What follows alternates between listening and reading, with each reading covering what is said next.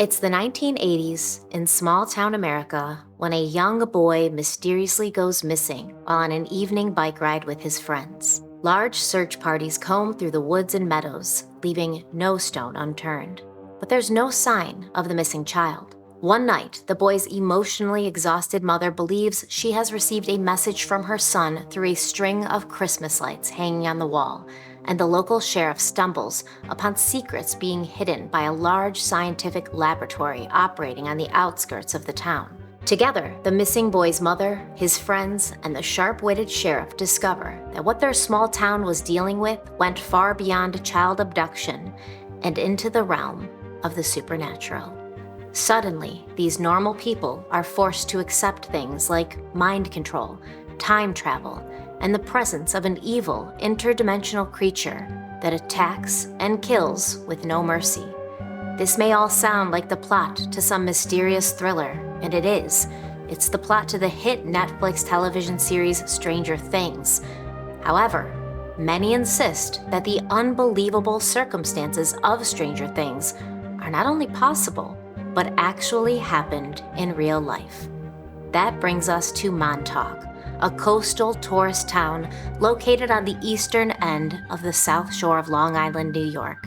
Known for its beautiful beaches, plentiful fishing, and scenic nature trails, Montauk has long been an idyllic summer getaway for those seeking relief from the heat of the city. But in the shadows of Montauk's beaches and centuries-old lighthouse lies a place steeped in mystery and dark legend, Camp Hero. What appears to be an abandoned military base hidden amongst the dense woods is also rumored to be the epicenter of one of the most chilling and controversial government projects in American history, the Montauk Project. As you peer past the barbed wire fences and weathered signs warning of danger, whispers of clandestine experiments, mind control, and time travel beckon you deeper into a world where fact and fiction blur into an unrecognizable fever dream of fear. Today, we are going to journey into the heart of Camp Hero, unraveling the enigmatic tales that have fueled conspiracy theories for decades. From accounts of children being abducted for secret experiments to claims of interdimensional portals hidden beneath the decaying radar tower, the Montauk Project has become a focal point for those who know that their government has long been conducting experiments far beyond the bounds of ethical science. But what is the truth behind these stories? Join me as we explore the eerie grounds of Camp Hero, seeking answers in the murky darkness where reality and paranoia collide.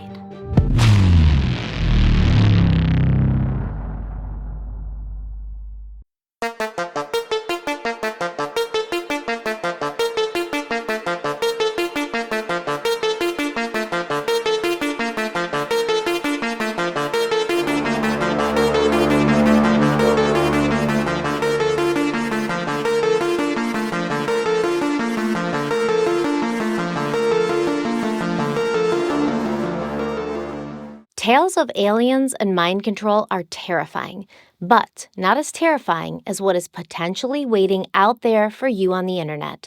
Just like we take precautions to protect ourselves out in the world, we need to protect our online privacy, and that is where Surfshark VPN comes in. Surfshark does a lot of things to help keep your online privacy intact and to also help you make traveling, whether it's for work or pleasure, a lot easier. And that's why I love bringing Surfshark VPN along with me when I film Strange and Unusual, because I'm in a lot of different places, a lot of not so safe Wi-Fi networks, and Surfshark VPN is my travel companion. Surfshark is jam-packed with features that go way beyond the basics. They secure your data with industry-leading measures by using uncrackable encryption and the most secure VPN protocols. They also provide IP and DNS leak protection so that no one can tell where you're connecting from, because that's no one's business but yours. If you travel a lot or even a little, Surfshark will help you overcome location-based price discrimination on plane tickets or car rentals by connecting to VPN servers in different countries, and you can still reach your favorite sites and services even if you're in countries that ban them, because Surfshark does not play with that censorship game. They bypass geo-blocking to give you access to things like Facebook, even in China.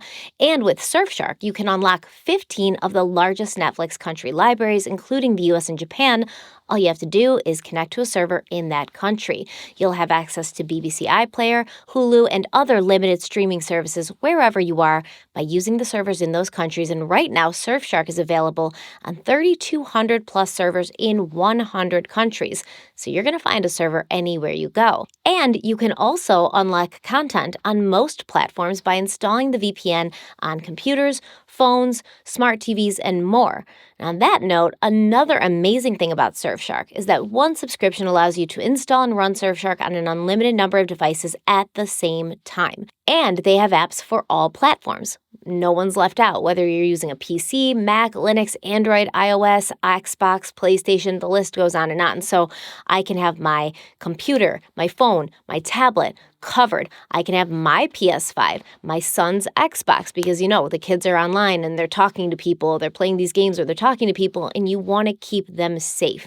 You don't want anybody to be able to figure out where they live, who they are, where they're connecting from, and that's why Surfshark VPN is the best. If you've got kids that play video games, you need Surfshark VPN. I can also put Surfshark on my mom's laptop, my mom's phone, my mom's computer. It's truly unlimited on all devices. It's amazing. Plus, Surfshark has amazing customer service. They are on top of it. They're never going to leave you in a place where something isn't working or you need help, because they are available 24/7 with live customer support. You're also going to get a 30-day money-back guarantee, and that's going to give you plenty of time to see all the benefits of Surfshark for yourself risk-free. So what are you waiting for? If you haven't tried Surfshark VPN yet, you have no idea that it is the best VPN out there. So I'm going to help you out. I need you to go to surfshark.com/stephanieharlowe. You're going to get all that Surfshark VPN has to offer plus 4 extra months. Once again, that's surfshark.com/stephanieharlowe. Go there to protect your online privacy today. You can also just click on the link in the description box if that's easier for you. Thank you so much to Surfshark VPN for sponsoring today's Strange and Unusual video. It's a special Harloween Strange and Unusual video, so we really appreciate Surfshark VPN. And now let's get back to the adventure.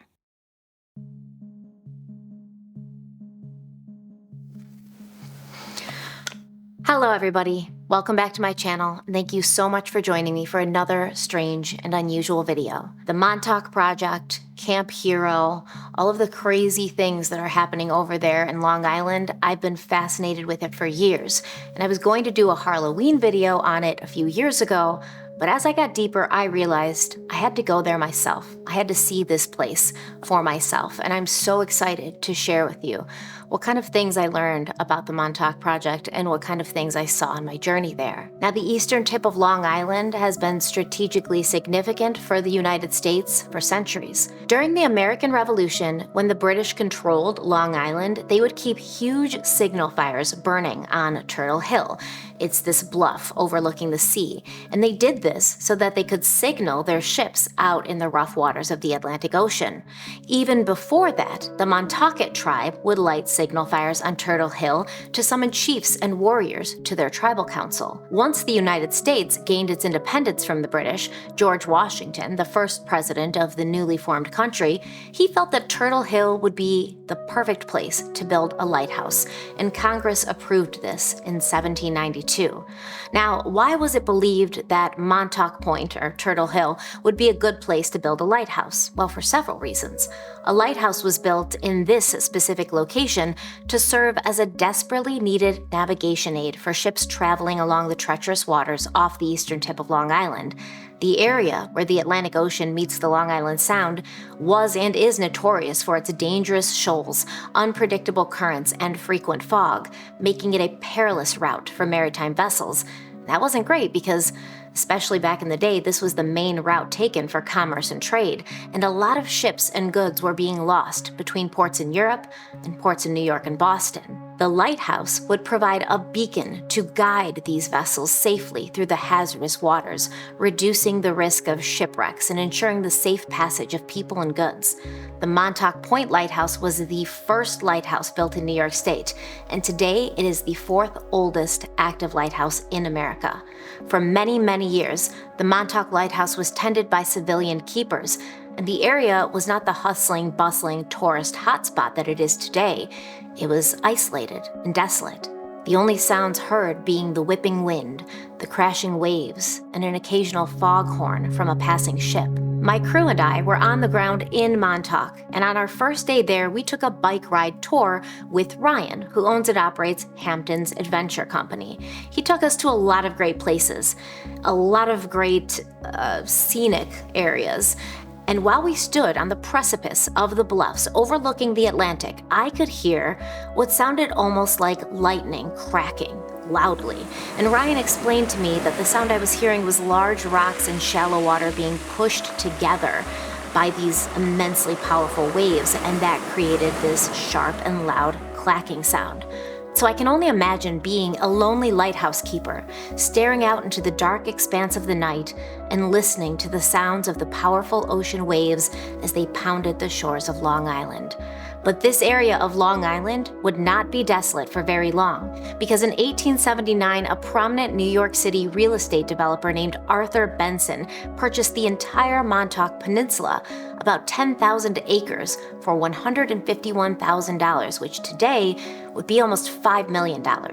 Benson had foresight. He recognized the great natural beauty of Montauk and had visions of transforming it into an upscale resort community for the New York City elite.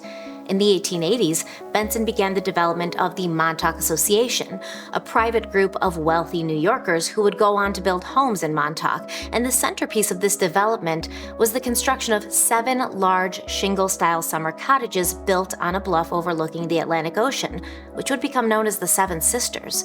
Now, Arthur Benson's dream of creating a fully developed upscale resort town in Montauk did not come to fruition during his lifetime. But the land he purchased and the small amount of development that took place there under his purview did lay the groundwork for Montauk's eventual transformation, and the torch was handed off to another man who had grand visions for the area.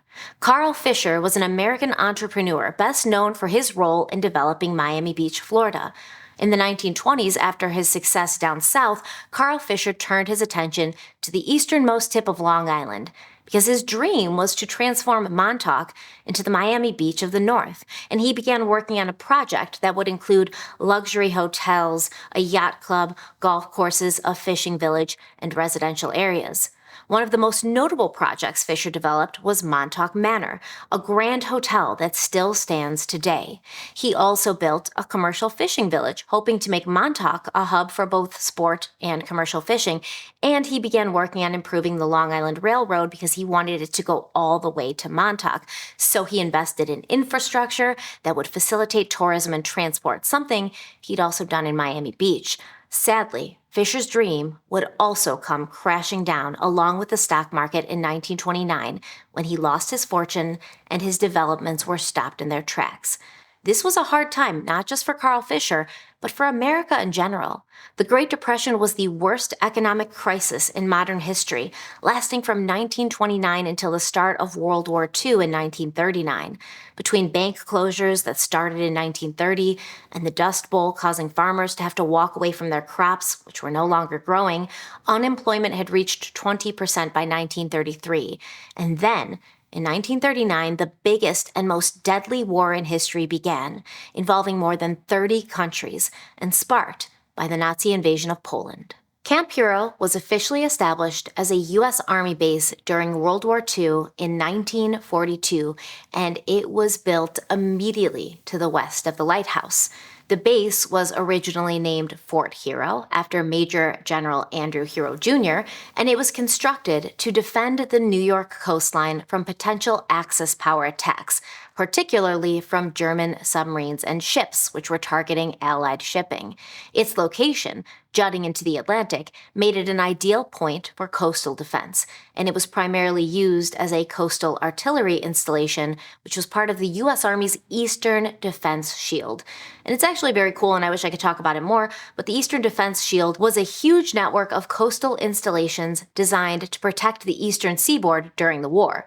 Fortified gun emplacements along the coast were built to defend against enemy ships and submarines, and large naval guns ranging from 6 inches to 16-inch caliber were placed in bunkers and camouflaged to blend into the surrounding environment.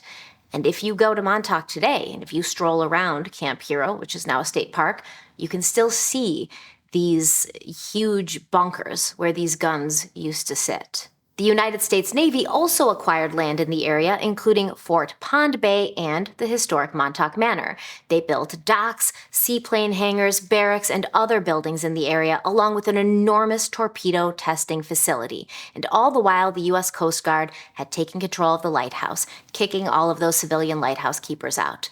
The whole facility, with the Army, Navy, and Coast Guard, was officially known as the United States Military Reservation, but locals called it Camp Hero.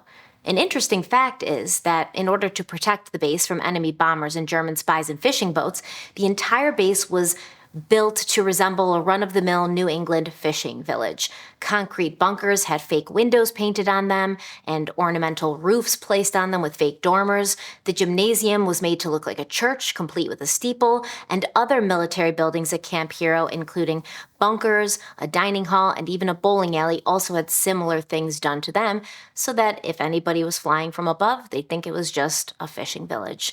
When World War II ended, the base was temporarily shut down and used as a training facility for the Army Reserve. After the surrender of Nazi Germany in 1945, there were other issues to worry about because obviously during World War II, the United States and Great Britain had worked with the Soviet Union in order to defeat Hitler. But when World War II ended, that uneasy alliance began to crumble. And that led us into the Cold War. Now, the term Cold War was actually first used by English writer George Orwell in 1945 to describe what he predicted would be a nuclear stalemate between 2 or 3 monstrous superstates, each possessed of a weapon by which millions of people can be wiped out in just a few seconds. Now, obviously, he's speaking about the atom bomb.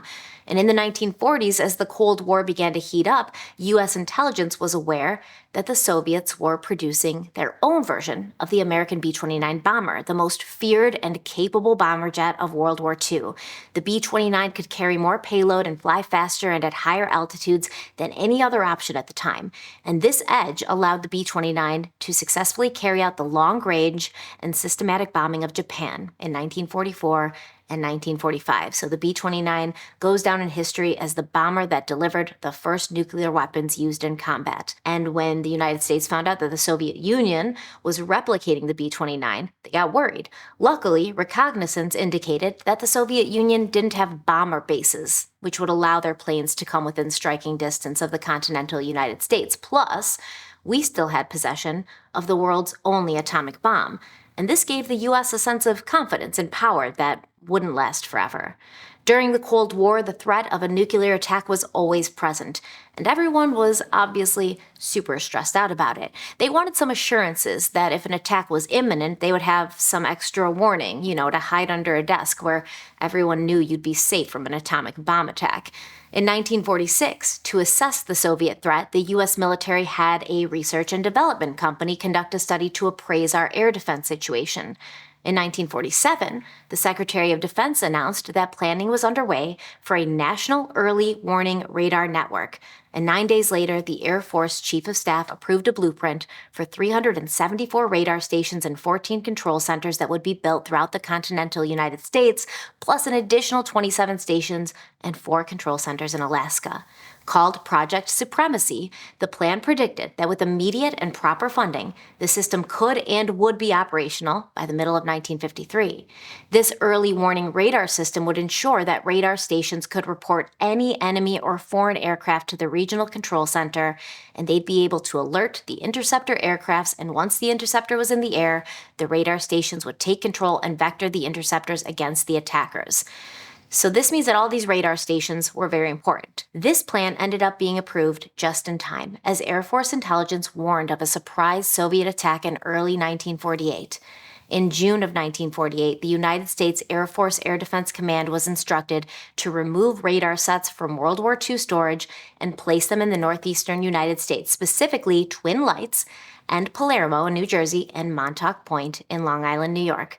As part of this network, an AN/TPS-1B long-range search radar was placed at Fort Hero in 1948, and in September of that year, the Air Force ordered 13 additional World War II radars to be placed over an area stretching from Maine to Michigan.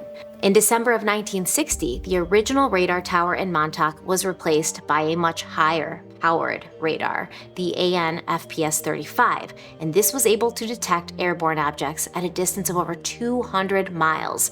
And reportedly, the radar tower was so powerful that it became a bit disruptive to those living nearby. Powered by 6 100-horsepower motors working at a speed of 1 revolution every 12 seconds, local television and radio broadcasts would often be affected.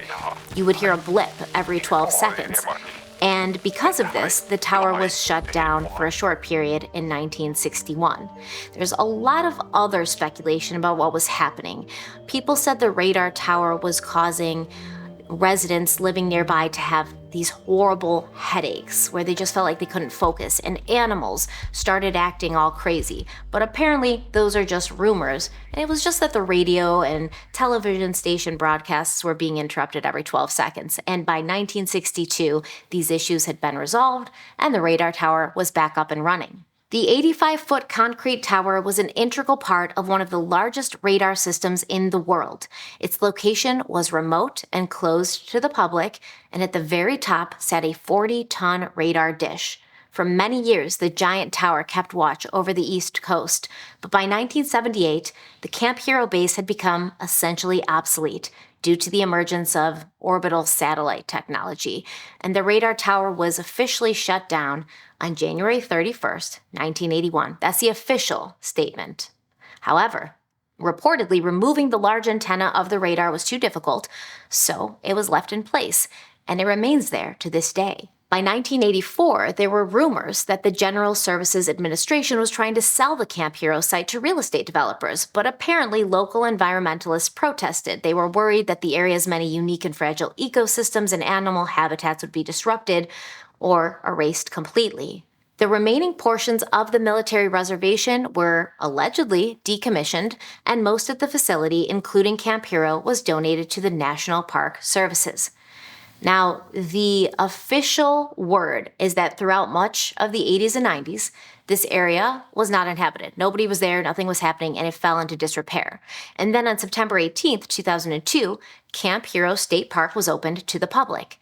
The park currently encompasses 415 acres, including heavily wooded areas, a long expanse of beachfront along the Atlantic Ocean, and the mysterious and abandoned military installation of Camp Hero.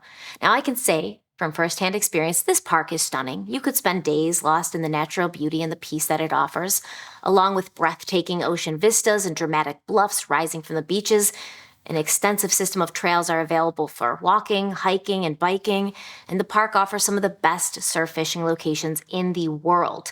But behind the wholesome image of a gorgeous state park is still a mystery that endures, and there are still people who can't look past the darkness of what they claim Camp Hero actually was, a cover for sadistic government experiments which took place under that radar tower in secret labs which were connected by a series of tunnels. Believers of what is called the Montauk Project say that thousands of children were snatched off the streets and kept underground where they were abused in a systematic way, a way that would break their psyches so that they could be programmed into super soldiers, known as the Montauk Boys, and that the Montauk Project scientists had found a way to tap into these kids' consciousness and control their minds.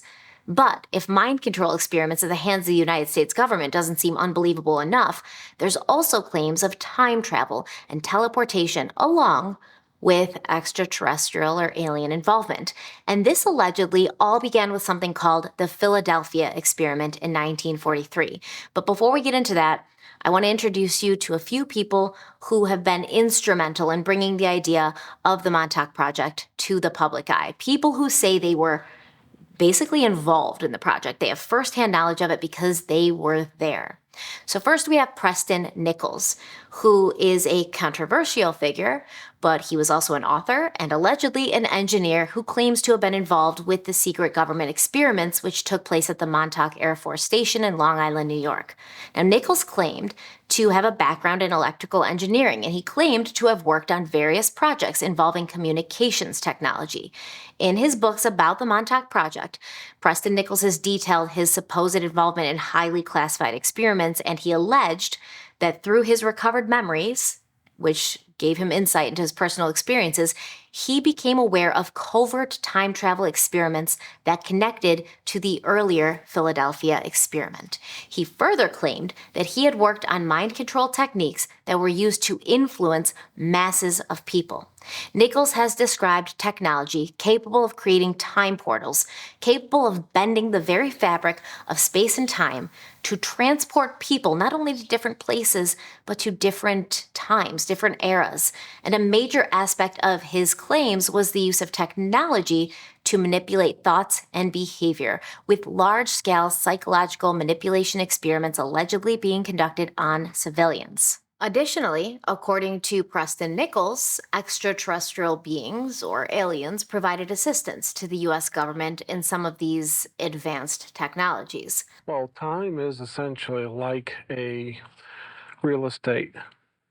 In other words, as you and I can walk through real estate from point A to point B, all time coexists and it's possible to go from point A to point B if you can find the path to go directly from.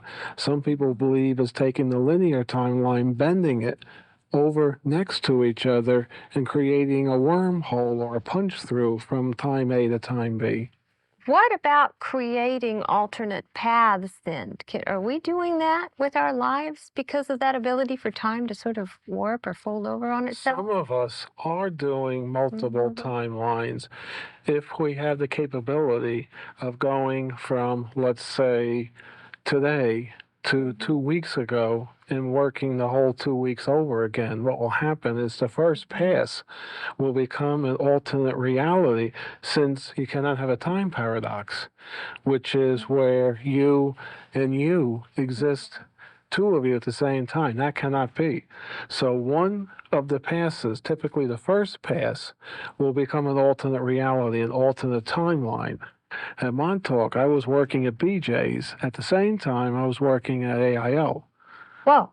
Did you get 2 paychecks? Did you get to enjoy all that abundance? No. Oh, that's a shame. I was actually working 2 timelines, one at BJ's and one at Montauk. In other words, I would be in Melville doing my regular 8-hour-a-day job. At the same time, I would be out at Montauk doing my job as well. Now, what would happen to my memories is memory is keyed in by where you are and what timeline you're on. As far as memory goes, the first pass through would become an alternate reality memory. Although theoretically, I could have called myself if I knew how to get through the switchboards and do it. As you heard from Preston Nichols himself, he believed that he was living in 2 different timelines. He claims that in 1971, he was working for a well-known defense contractor on Long Island, and at that time, he obtained a grant to study mental telepathy in order to determine whether or not it actually existed. And Nichols said he didn't believe it existed at the time. He claimed he felt it could easily be disproved, but over the course of his research, he discovered that it was in fact real and possible. Nichols said, quote, "I began my research and found out that telepathic communication operated on principles that are strikingly similar to that of radio waves. I had discovered a wave that could be termed a telepathic wave. In some respects, it behaved like a radio wave. I set out to get the characteristics of this telepathic wave. I studied their wavelengths and other pertinent facts. I determined that while a telepathic wave behaves like a radio wave, it isn't exactly a radio wave. Although it propagates in a similar fashion to that of electromagnetic waves and possesses like properties, not all of these fit into normal wave functions." End quote. Preston claimed that he began working with various psychic humans in order to test and monitor their responses to these radio waves, and in 1974, he noticed that at the same hour every single day, all of these psychic people would have their minds essentially jammed. They'd be unable to focus, to think effectively. They lost all executive function. Nichols suspected that the interference was caused by an electrical signal, so he began looking into this, eventually realizing that whenever a 410 to 420 megahertz cycle appeared on the air, the psychic brains would be jammed. After the cycle ended, it would take about 20 minutes for their brains to rebound and recover. Allegedly, Preston Nichols traced this disruptive psychic signal to Montauk Point, and he didn't really know that anything existed there beforehand. He didn't really know what he would find when he got there. But as he was there looking around, he discovered that although the military base at Camp Hero was allegedly decommissioned, it, for some reason, was still heavily guarded by U.S. military personnel. And a lot of people, especially Montauk locals, will say this when they talk about the Montauk Project, that even though by 1983, Camp Hero was completely shut down, they still had government officials, military personnel guarding areas of Camp Hero, specifically the Sage radar tower. But they would give him no further information. In 1984, Preston Nichols claims to have received a call from a friend of his who knew of his interest in Camp Hero, and this friend informed Preston that the base was now completely abandoned, there was no military personnel there anymore, and he should go and have another look around. As Preston walked through the remains of Camp Hero, he noticed a bunch of discarded high-voltage equipment that he was interested in purchasing for his work, and so he contacted the Surplus Disposal Agency in Michigan. And he was like, I want this equipment, here's the serial number, who does this equipment belong to so I know who I can buy it from? They informed him that they could not trace the serial numbers of the equipment he'd found. They didn't know who it belonged to at all.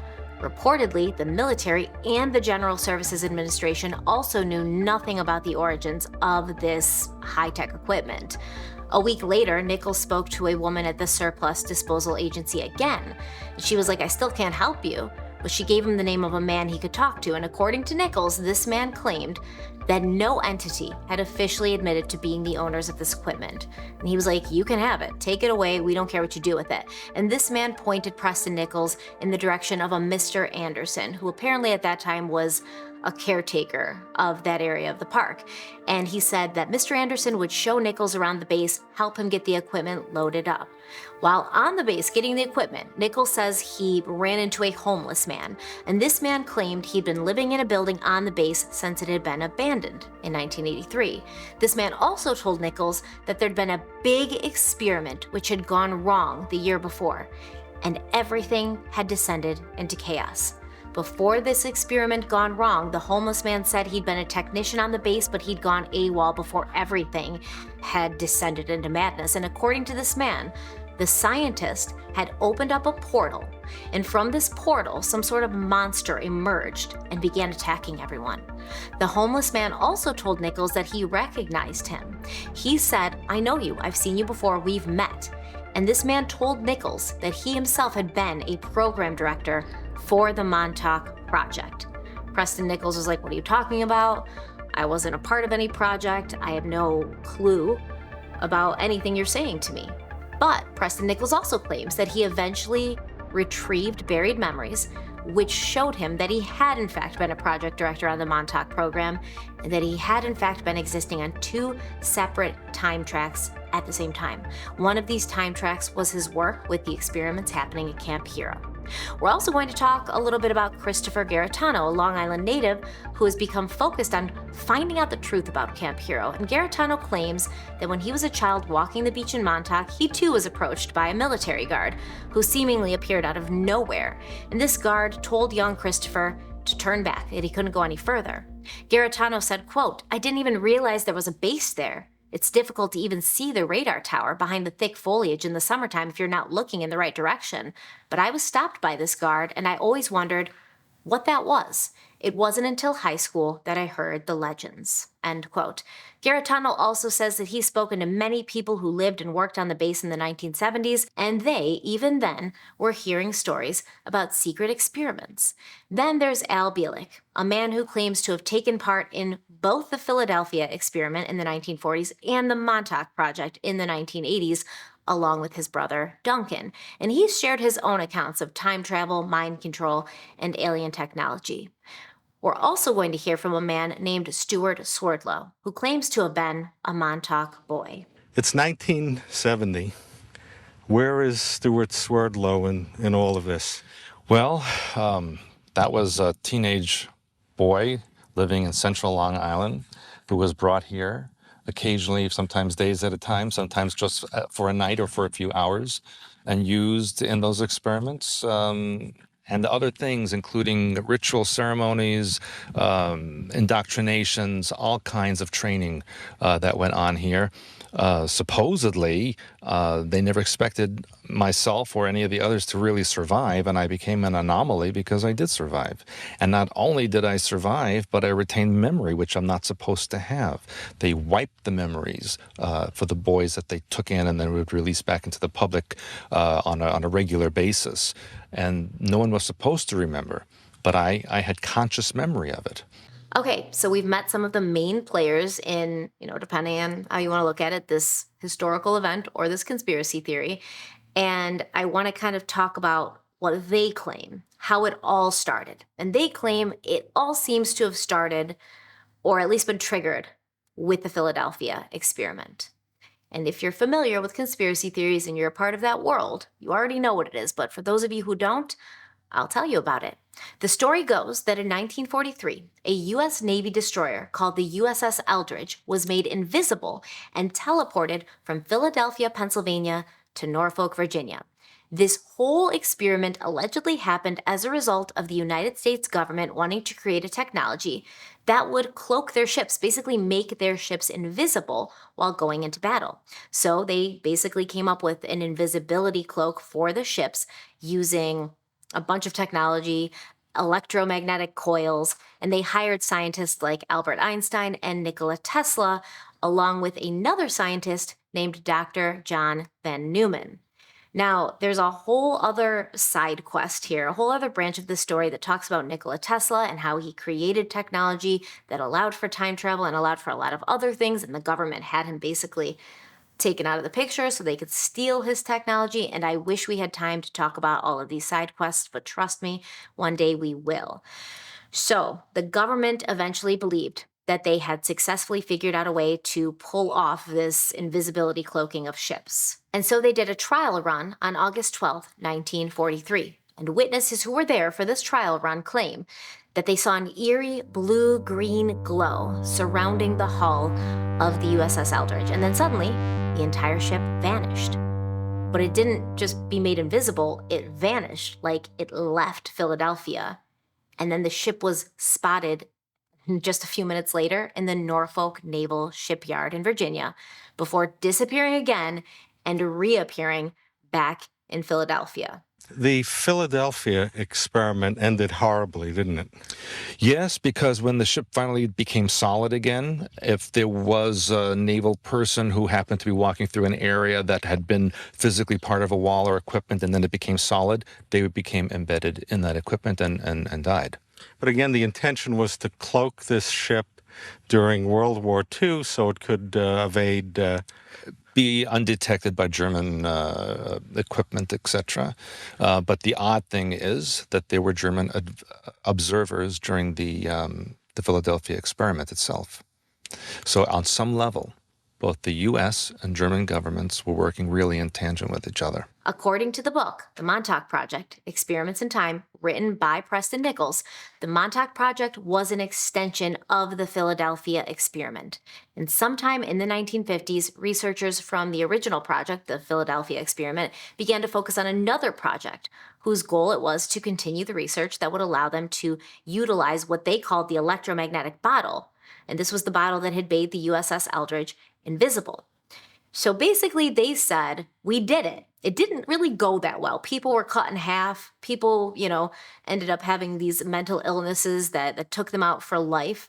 Al Bielek and his brother Duncan claimed that they were on the USS Eldridge for the Philadelphia experiment, and they didn't make it all the way to Norfolk because they ended up jumping off in some weird time loop and being like spit out in Montauk, New York in 1983. And that's how they ended up being involved with the Montauk project. But basically, this is all very complicated with physics and math and a bunch of science stuff that I don't have the education or brain capacity to fully understand, but I'll do my best to explain it to you.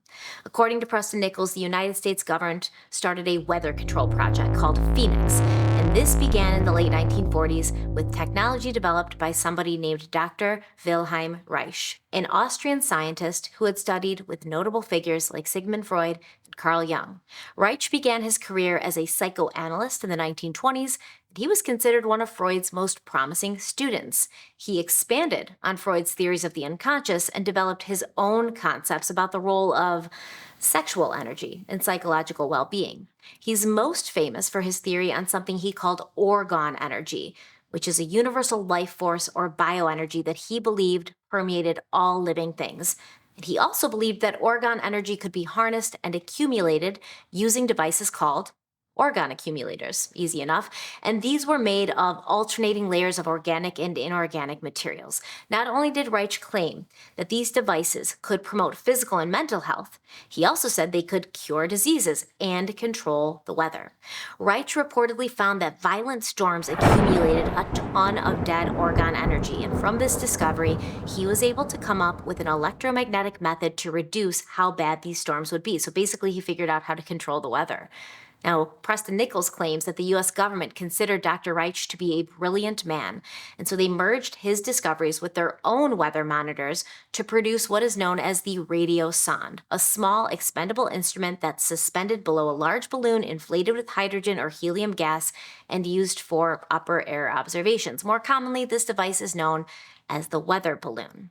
So while the Phoenix project was messing with the weather and sending up hundreds of these balloons a day, something called Project Rainbow was underway.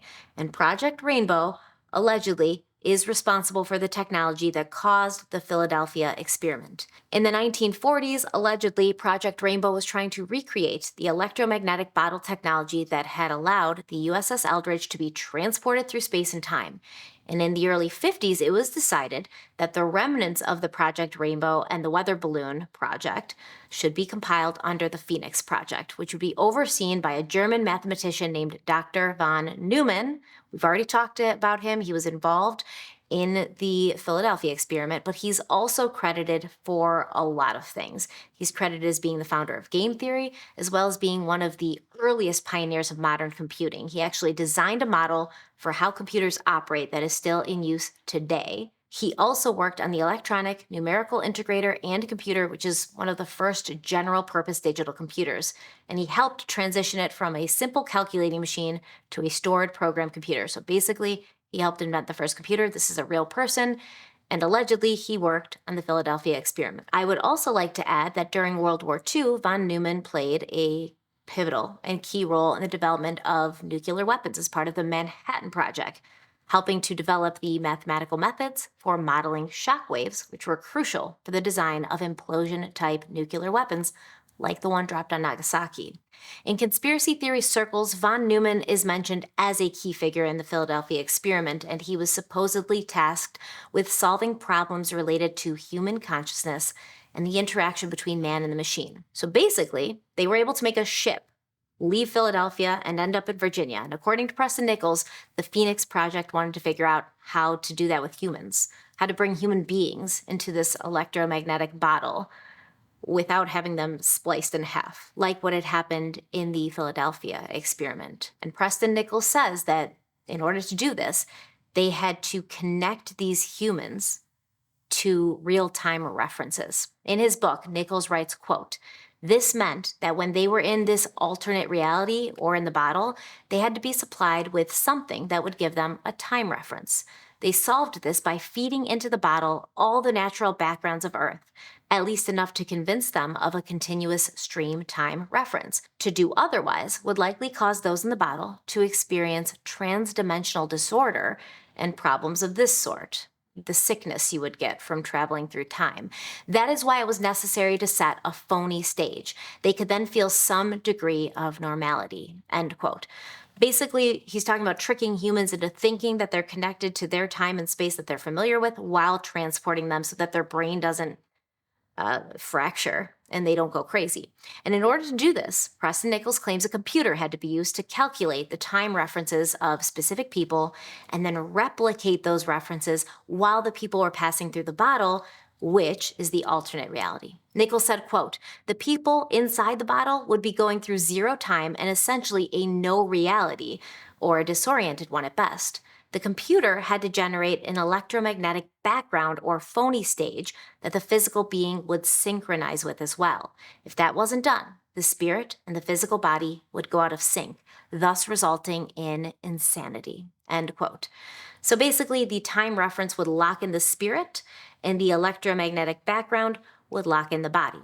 This project began in 1948, but it was not fully developed until 1967, at which point a report was written and submitted to Congress, who'd already been funding the project, the Phoenix Project, Project Rainbow, all these projects. They'd been funding them up to that point. Now, the people responsible for developing this project, basically, putting human beings into time travel, they told Congress that they believed, based on their research, based on their experiments, that the consciousness of a human being could 100% be affected by electromagnetics, and it would be possible to invent equipment which could literally change the way a person thinks. And Congress was like, no, hard pass. This sounds kind of dangerous and weird, especially if this tech falls into the wrong hands. For instance, our enemies. Officially, the whole project was disbanded in 1969. Unofficially, it continued. The Phoenix Project had been working out of the Brookhaven Laboratory in Long Island, about 60 miles from the Montauk base. Brookhaven is run by the U.S. Department of Energy, just like Hawkins' lab from Stranger Things, which was also run by the U.S. Department of Energy. Now, the folks at Brookhaven were also passionate about what they had discovered, the time travel and the ability to mind control people, and what it potentially meant for humanity and for war, that when they got turned down by Congress, they went to the Department of Defense and they said, listen, Congress is afraid of this. They're politicians. But you guys are warriors, okay? And we can promise to develop and deliver a device that will render our enemies useless in seconds with just the flip of a switch. Now, of course, the military wanted to know more, but they were like, listen, guys, let's keep this on the down low because Congress has already said no, and we don't need the general public or our enemies knowing what we're working on. But with that being said, how can we help? What do you need? Money, resources? What can we do for you? So one of the most important things that the Phoenix Project needed was a powerful radar tower that could operate between 425 to 450 megahertz, which was allegedly the frequency window needed to access human consciousness. Luckily, there was still a large and powerful radar tower not far away from Brookhaven at Montauk Point. The Camp Hero site was large, it was remote, and it had access to the water, which would allow equipment and experiment subjects to be brought in and out with little notice from the general public. The research equipment was moved from Brookhaven to Montauk in the early 70s, and the story goes that the Brookhaven facilities were recreated in a complex network of tunnels and labs located on several levels underneath the SAGE radar tower. Now, this is when some strange and unusual things, you might say, began to happen in the area. Remember the claims that have been made by people like Preston Nichols and Stuart Swerdlow, who say they were part of the Montauk Project. But there's no real or concrete evidence besides their recollections. But reportedly, the facility underneath the SAGE radar tower was expanded to include as many as 12 levels inside and under the radar tower, and several hundred workers were brought in. And this was a staff consisting of military employees, government employees, and then personnel supplied by different corporations, military contracts, things like that. Preston Nichols claims to have been one of those corporate employees, and he claims to have arrived at Camp Hero in 1973. And from there, research was done, which I was involved with, of how to interface the mind of man to electromagnetic systems.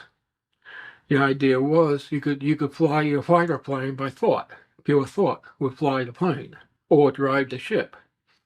But it evolved into essentially a mind control device, which is what they were really looking for. They wanted to be able to feed a program into an early computer, flip a switch, and everybody would respond to it. That was what they wanted. They never got that. But never could find a, like a universal psychic signature for all humans. You would have to target each person individually. The individual targeting worked very well.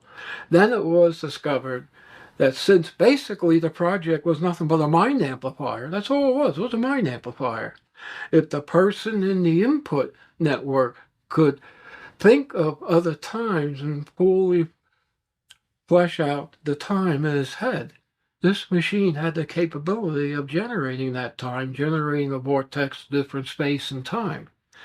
And that's what the Montauk project eventually evolved into, a time machine. And yes, it worked. It didn't work all that well, but it worked.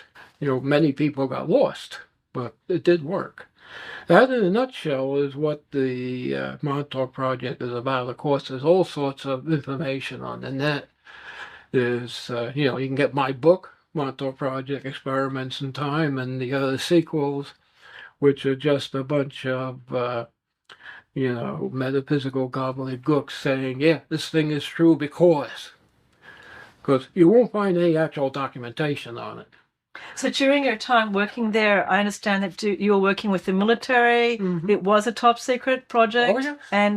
But you also had off-planet beings working with you as well, Mhm. aliens. Yeah. Yep. And can you tell us a bit about your interaction with them? It wasn't all that much. First of all, the aliens didn't like me. They kept calling me a Pleiad dog, whatever that is. So, as I said, in the early 70s, we had the Brookhaven Laboratory that's apparently doing experiments on time travel and mind control being moved to Montauk. And then odd things started happening around Montauk. Homeless people went missing. Runaway youths went missing. Those who would not be missed, they went missing. And allegedly, they were abducted and brought to the radar tower where they were subjected to massive amounts of electromagnetic radiation. And reportedly, very few people survived this. Those who were already identified to have psychic abilities or to have specific DNA and genetics, they had their gifts, their psychic gifts, sharpened and honed to the point where they would be able to materialize things out of thin air and do a lot of other stuff too. Preston Nichols wrote that the psychic experiments were done in a shielded room where someone would be sat in a chair. This chair was an amplification device, now referred to as the Montauk chair, and the door to the room would be opened and closed to determine how much UHF/microwave energy was entering the room. According to Nichols, this was being done at the same time as the radar antenna on the Sage radar tower rotated and was focused on a point in front of the building while the transmitter blasted gigawatts of power. He said, quote, "They experimented by running the transmitter at different pulse widths, different pulse rates, and different frequencies. They tried everything they could think of, just plain empirical experimentation. They just wanted to see what would happen to the person in the chair if he was bombarded by X frequency pulse, etc. They observed that certain changes made a person sleep, cry, laugh, be agitated, and so on. There were rumors that whenever the Sage Tower ran, the mood of the whole base would change." This was very interesting to the project supervisors as they were primarily concerned with the study of human factors. They wanted to see how they could train and change brainwaves. This was done by changing the repetition rates of the pulse and the amplitude in correspondence to different biological factors. With the 425 to 450 megahertz of radio frequency power, they actually had a window into the human mind. The next step would be to find out what was inside of it, end quote. According to Preston Nichols, the main person who was subjected to these experiments was a man named Duncan Cameron, who, remember, also happens to be the brother of someone we've already talked about, Al Bielek. Now, Al and his brother Duncan have claimed to have been aboard the USS Eldridge during the Philadelphia experiment. They said they jumped off the ship while it was in time warp, and that's how they ended up in Montauk, Long Island in the year 1983. I know all of this sounds crazy, but I want to keep in mind that even though there are some people who have crazy stories to tell and who claim to have been a part of this, who claim to have jumped off of a time-traveling ship while it was in time warp and ended up 40 years in the future, Just because there may be people capitalizing or trying to attach themselves to this Montauk project, it doesn't mean it didn't happen. The crazier the stories get, the less you're going to believe it happened, but it doesn't mean it didn't. So Duncan Cameron would eventually give his own account of what happened to him in the Montauk chair, and he said his psychic abilities were eventually sharpened to the point where he could be handed a lock of someone's hair and be able to access their mind. He could even see the things they saw, smell, and hear the things around them in their environment, and this was called the seeing eye. Obviously, this is very similar to Eleven, the main character in Stranger Things, who was able to do more and more things with her brain as she sharpened her psychic skills. Now, once this seeing eye stage was successful, they wanted to find out if Duncan, once he was in the brain of someone, could actually affect or control the way the person thought and how they behaved. And he said that 99% of the time, the unknowing subject, the person that Duncan was in their brain, they began to express Duncan's own thoughts. And this was the beginning of the mind control aspect of the Montauk Project. Duncan could also focus on an object in his mind and make that object appear. Preston Nichols said, quote, "Whatever Duncan could think up would appear. Many times it would be only visible and not solid to the touch, like a ghost. Sometimes it was a real solid object that was stable and would stay. Other times it was a solid object that would remain as long as the transmitter was turned on and then fade out as the transmitter was turned off. The readout from the computer gave an accurate representation of what Duncan was thinking. What Duncan thought of as a subjective reality would be created as an objective reality, either solid or transparent based on the circumstances. For example, he could think of an entire building and that building would appear on the base. This type of experimentation was routine." End quote. Reportedly, the mind control experiments were conducted not just on Duncan, but on a bunch of runaway boys who had been abducted from the streets of New York and Long Island. Survivors of these experiments are known as the Montauk Boys, and the most well-known Montauk boy is Stuart Swerdlow.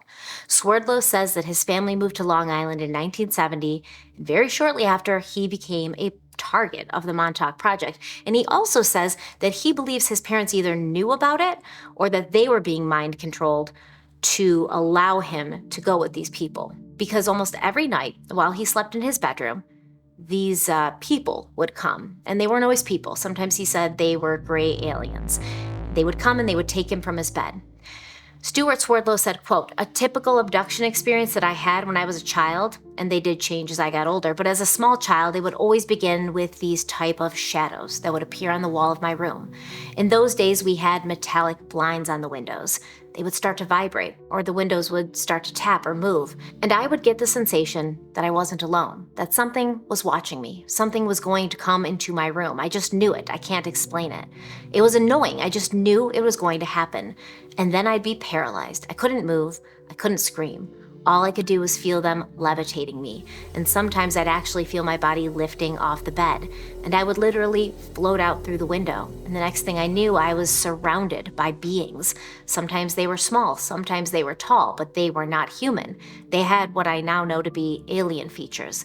And then I'd be placed on a table, strapped down, or it felt like clamped down. I couldn't move my arms or legs. I knew I was naked, and then I would feel things on my body, probes, needles, pressure. Sometimes it felt like there was a hand inside my body, touching my organs. Bright lights above me, so I couldn't see who was standing or what was standing around me. And I remember basically fear. I was constantly afraid. There was generally paralysis, fear, and pain. I would say that those were the three general constants in the experiences. Each experience was different. Sometimes I would be put back in my room and several hours had passed, and sometimes it felt like a few minutes.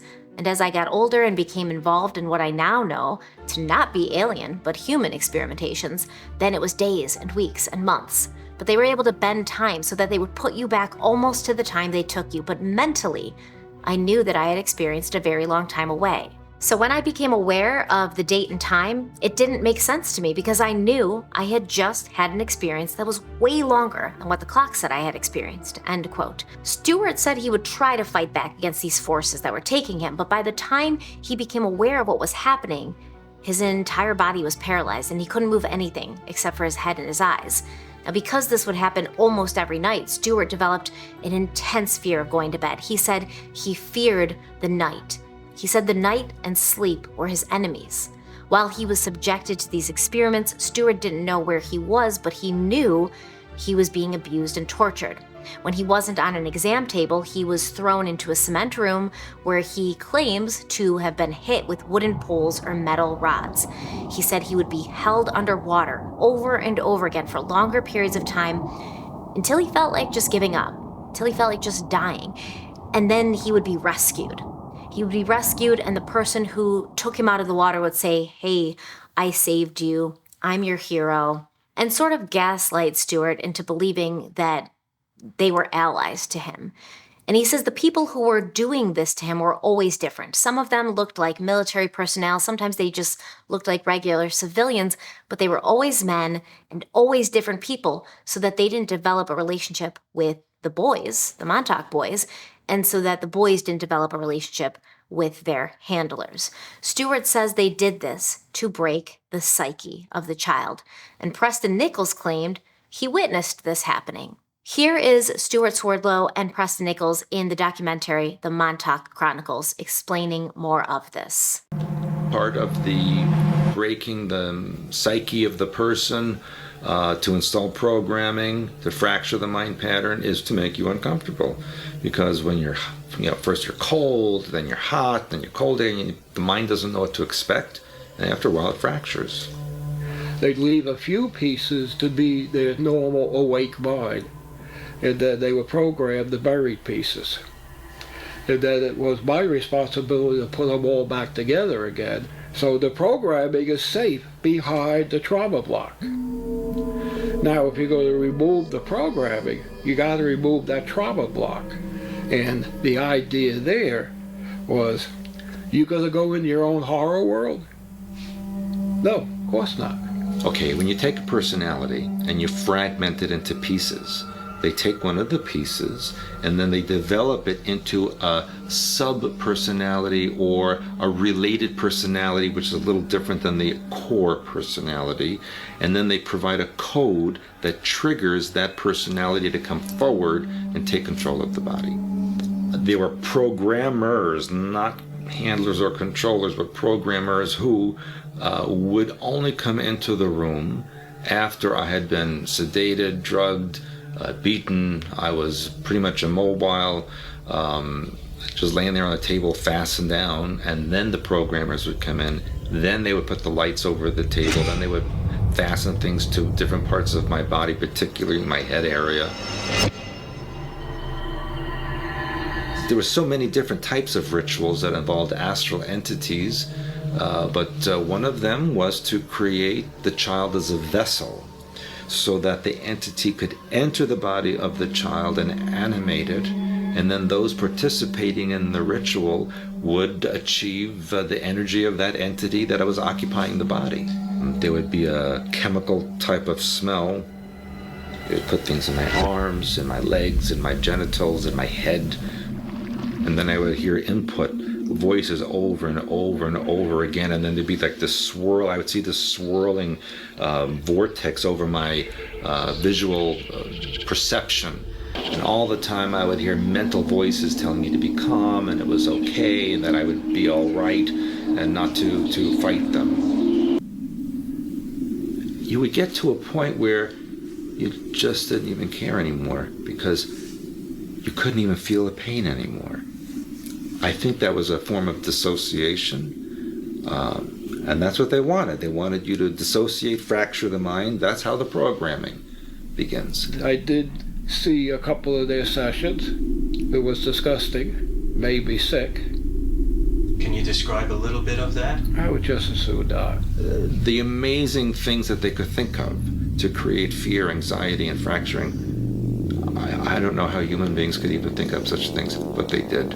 And so, if you survived, maybe you weren't so lucky if you survived. Definitely, I did see people die. I saw animals being murdered. I saw people being murdered. I saw rapes of all kinds. And I suppose the idea was to desensitize from those things so that if you were programmed to do any of that, it wouldn't make you feel it one way or another. It would be completely neutral to you because you'd been so downloaded with this for so many times. It was no more different than washing your hands. And it does very much remind me of the entire concept behind the movie The Manchurian Candidate.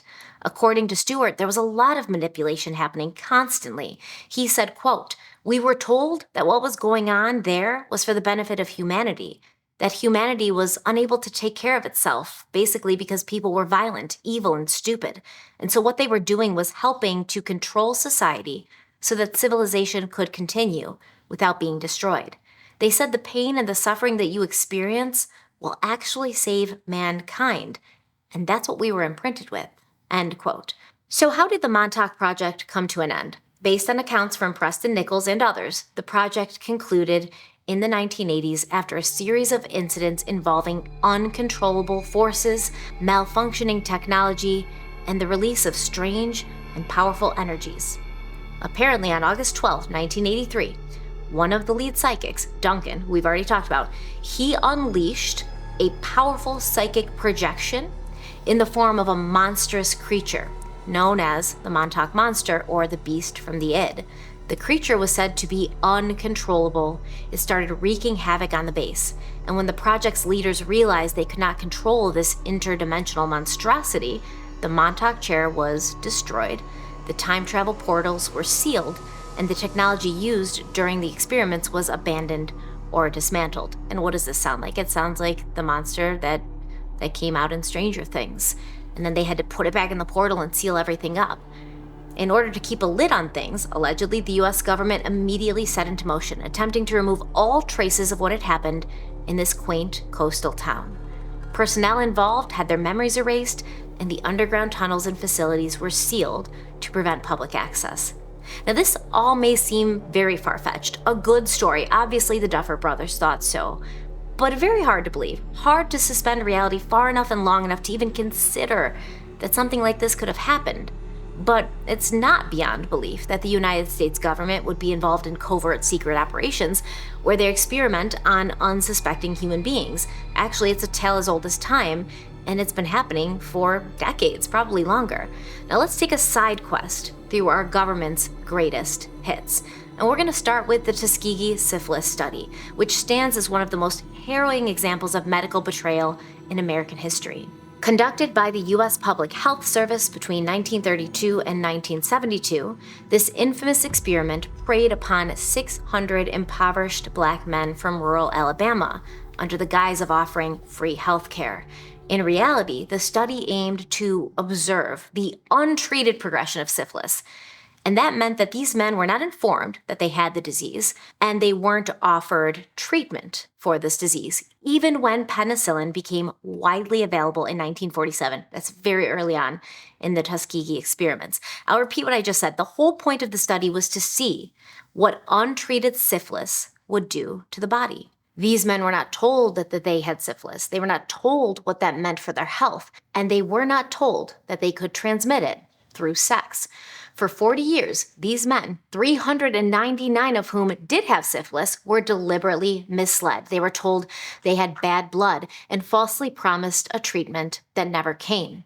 As the disease ravaged their bodies, causing blindness, insanity, and death, doctors stood by, more interested in their medical data than in saving their lives. In 1972, the program was exposed by a piece in the Washington Star, and the federal government settled out of court for $10 million 2 years later. By the time the world knew what had happened, 28 of the men had died from syphilis, and more than 150 had died from heart failure that was more than likely exacerbated by their syphilis.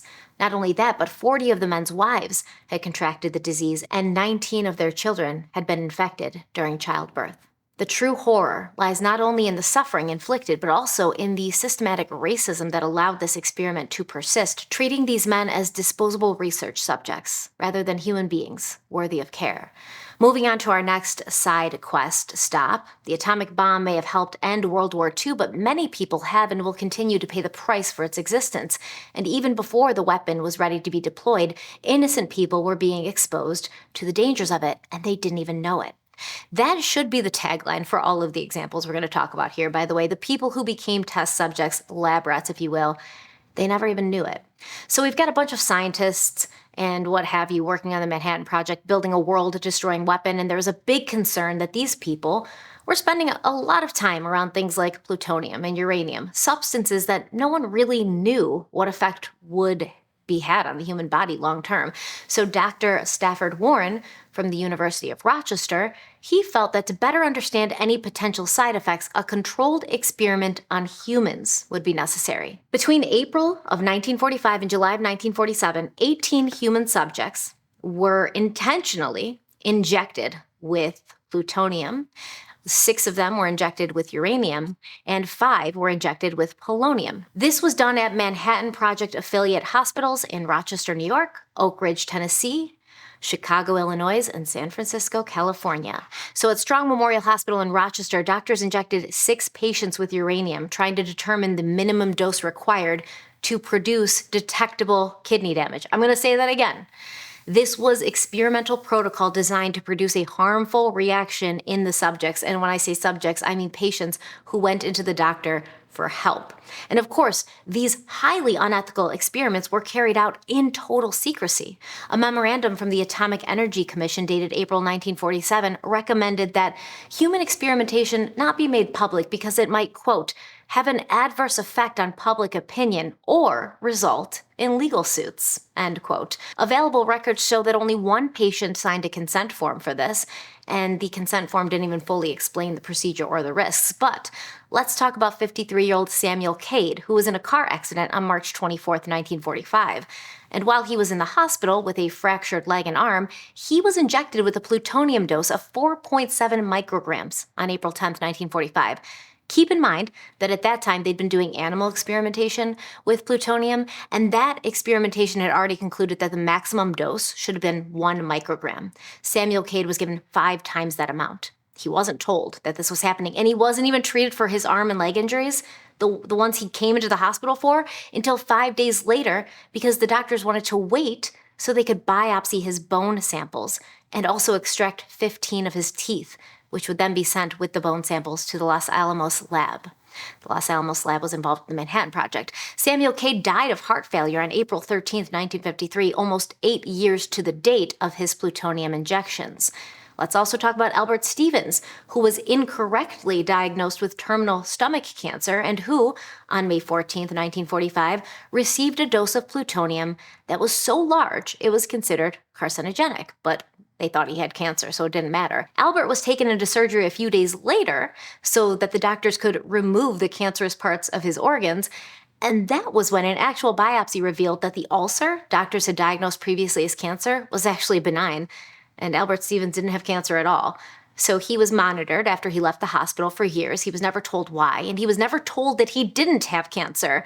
And Albert Stevens died of heart failure in 1966. Let's also talk about Ida Schultz Charlton, who was admitted to a Rochester, New York hospital on November 2nd, 1945, because she was complaining of unusual swelling.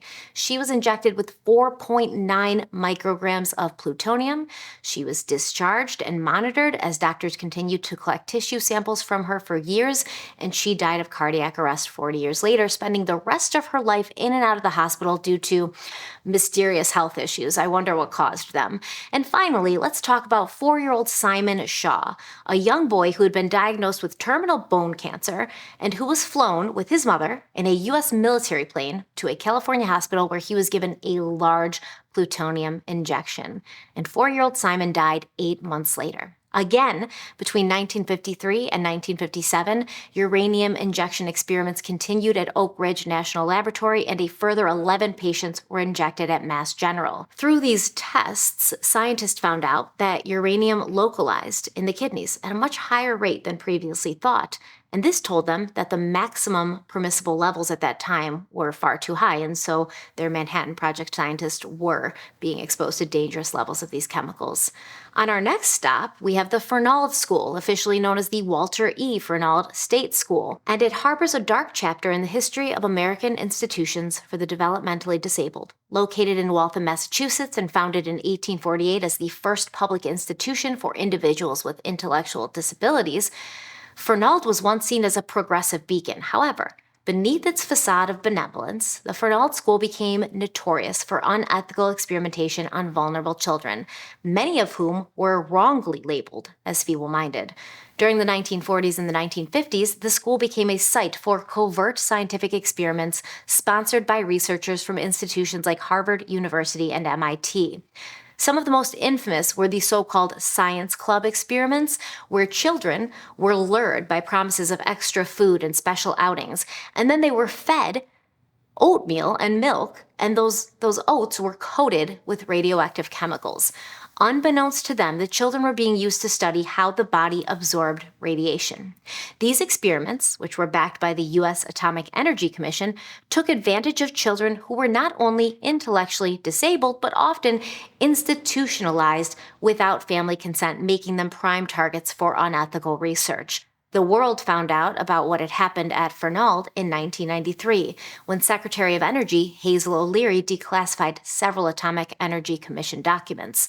A hearing before the Senate's Committee on Labor and Human Resources was called in January of 1994 to investigate, and Senator Edward Kennedy, the committee chair, asked why researchers hadn't conducted these experiments on MIT students or private school students, and he said, quote, "Aren't you appalled at the fact that the most vulnerable people in our society, which are young people, 7 to 8 years old, that are in an institution, aren't you appalled that they were the ones selected?" End quote. In response, David Lister of MIT said that the experiments had only exposed the kids to, 170 to 330 milligrams of radiation, roughly equivalent to receiving 30 consecutive chest X-rays. Lister said that a child exposed to that kind of dose would only have a 1 in 2,000 chance of developing cancer, which he said, quote, was barely higher than the average, end quote. Well, that's comforting. Fred Boyce, who was a Fernald boy, he recalled how bad the conditions at the school were even before the scientists showed up with their so-called science club. He said the boys were often starved, beaten, and forced to do hard manual labor, and many of them had eagerly signed up for the science club because it was a break from the norm, and because they weren't getting fed enough, and now they were being promised amazing things that they would otherwise not have had the opportunity to do, like Boston Red Sox games, field trips, gifts like Mickey Mouse watches, and plenty of free, piping hot Quaker oatmeal on science club days. I'm going to keep going, and just keep in mind we aren't even out of the 1940s yet. Operation Crossroads was a pivotal series of nuclear weapons tests conducted by the United States in the summer of 1946 at Bikini Atoll in the Pacific Ocean. These tests, which were among the first after World War II, marked the beginning of the nuclear arms race and set the stage for the Cold War's focus on atomic power. The operation consisted of 2 main tests, codenamed Able and Baker, designed to assess the effects of nuclear bombs on naval ships, personnel, and equipment, and to study the impact of radiation on the environment. The Able test, conducted on July 1st, 1946, involved the detonation of a nuclear bomb dropped from a B-29 bomber which exploded midair over a fleet of 95 decommissioned naval ships anchored in the lagoon. While the explosion was visually impressive, its effects were somewhat scattered as the bomb missed its intended target. However, the second test, Baker, on July 25th, was far more dramatic. This underwater detonation sent a massive column of water and radioactive spray towering into the sky, creating an iconic mushroom cloud and causing significant damage to the fleet. The Baker test demonstrated the devastating potential of underwater nuclear blasts, contaminating the ships with radioactive fallout and making them virtually unusable. Operation Crossroads, though, had far-reaching implications beyond military experimentation. The tests displaced the native population of Bikini Atoll, who were relocated under assurances that they could return once the area was deemed safe. However, the area remained uninhabitable for decades due to radiation. These people were never allowed to go home. Moreover, the experiments raised public concerns about nuclear fallout and environmental contamination. And like I said, not even out of the 40s yet. I could keep going, and I could keep talking about this for another 7 hours. That's how many times things exactly like the previous examples we just talked about happened. The U.S. government has used its citizens as unwitting, unwilling, and unknowing test subjects since the dawn of time. But since we're also talking about mind control and more intangible concepts, I'd like to introduce you to MK Ultra. In the early 1950s, reports circulated that communist countries were using brainwashing and psychological conditioning on American POWs during the Korean War. And the fear was that the U.S. was falling behind in psychological warfare. And this led the CIA to initiate Project MKUltra as a way to explore mind control, behavior modification, and interrogation techniques. The project was overseen by the CIA's Technical Services Division under the leadership of Dr. Sidney Gottlieb, a chemist who became the program's principal architect. MKUltra wasn't just one program, but an umbrella of dozens of experiments, many of which took place without the knowledge or consent of the subjects involved. Research was conducted at hospitals, universities, prison, and even in foreign countries, often without institutional oversight. MKUltra explored a wide range of mind control techniques with a particular focus on the use of drugs, especially LSD. The CIA believed that LSD had potential as a truth serum, or as a tool that could be used to break down mental defenses, making individuals more susceptible to interrogation or control.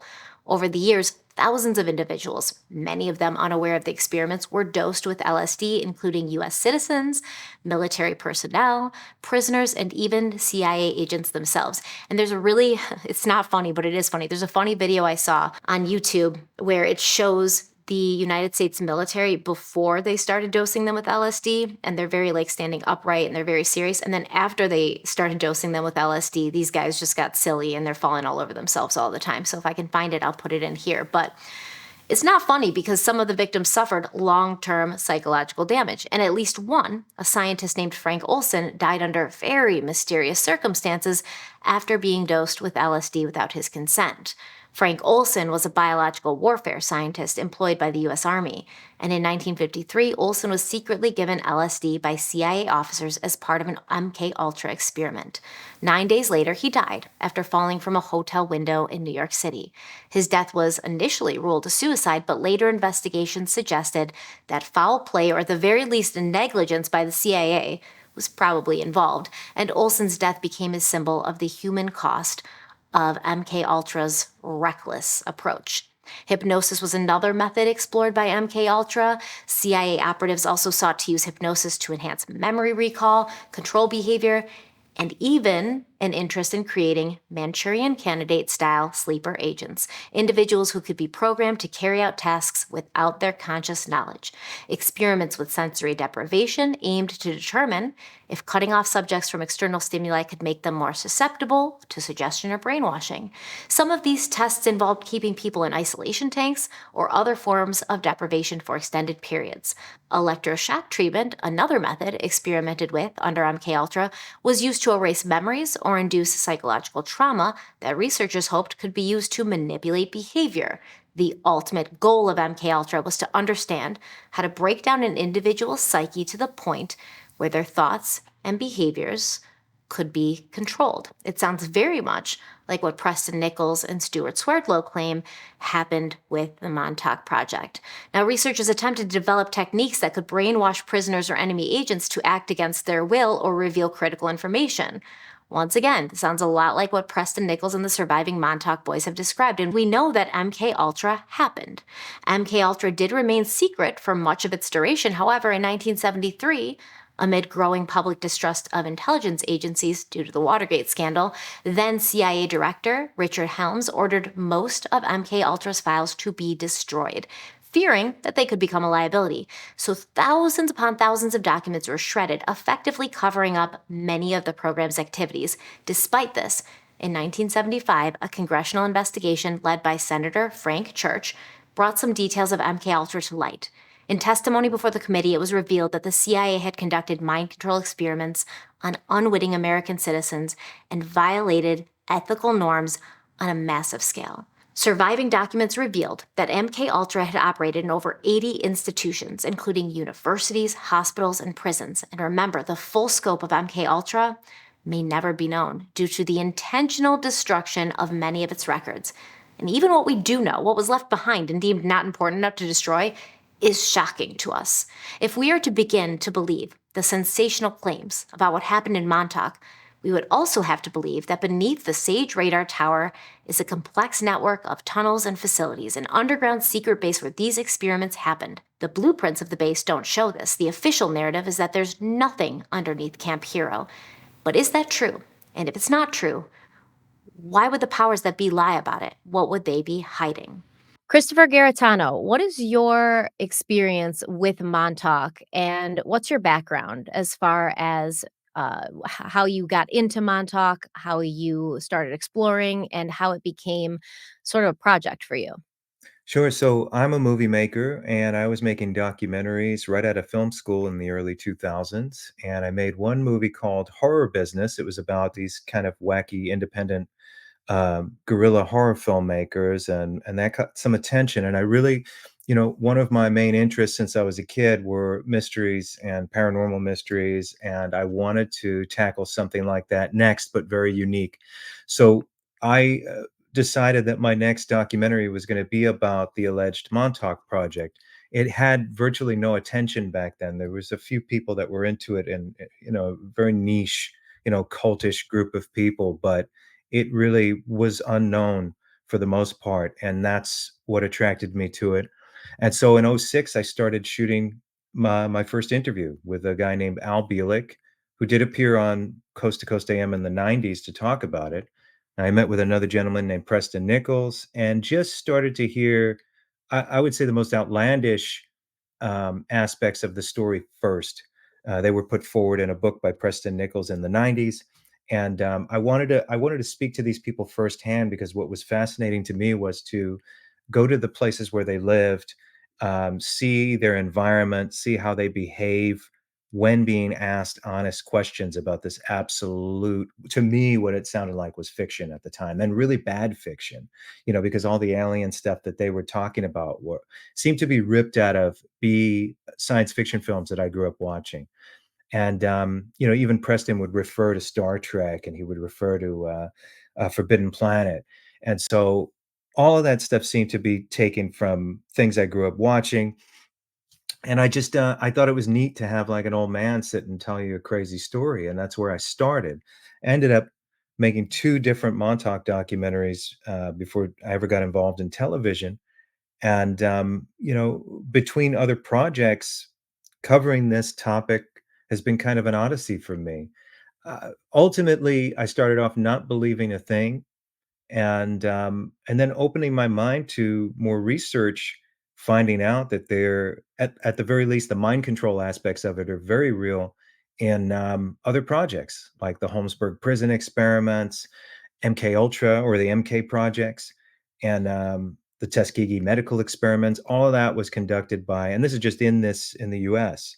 All of that was conducted by the United States government, and in not so far away times, and so that's what allowed me to consider at least the mind control things to be possible. So then that led me to, after finishing Montauk Chronicles and putting it out, I started working with History Channel, and then I worked with Discovery Channel and Travel Channel, and I made other documentaries on the subject, continuing my investigation, meeting a lot of people along the way.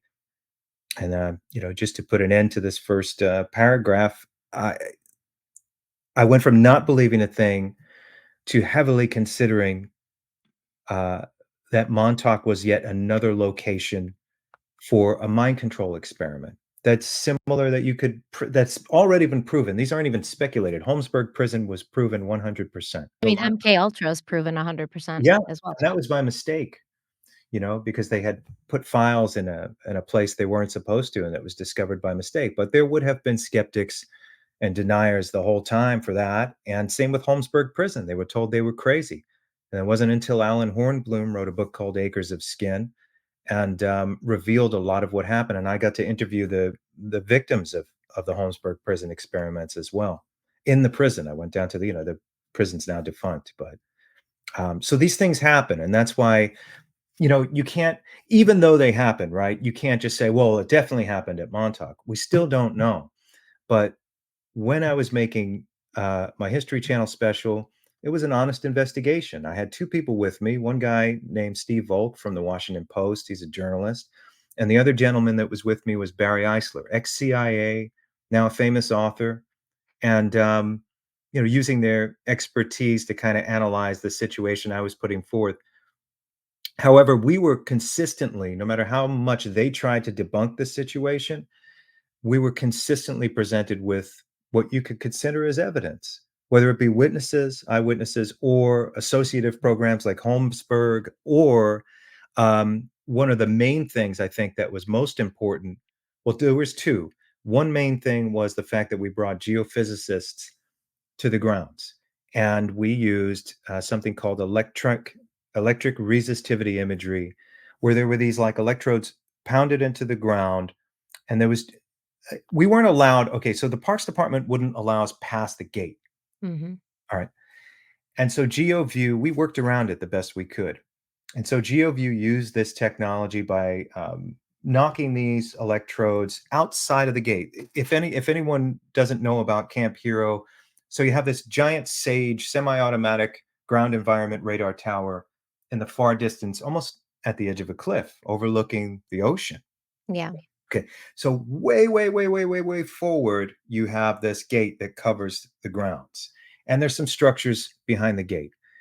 The Parks Department wouldn't let us past. I've been inside the tower on my own making my independent documentary, but when you're with History Channel, you're restricted.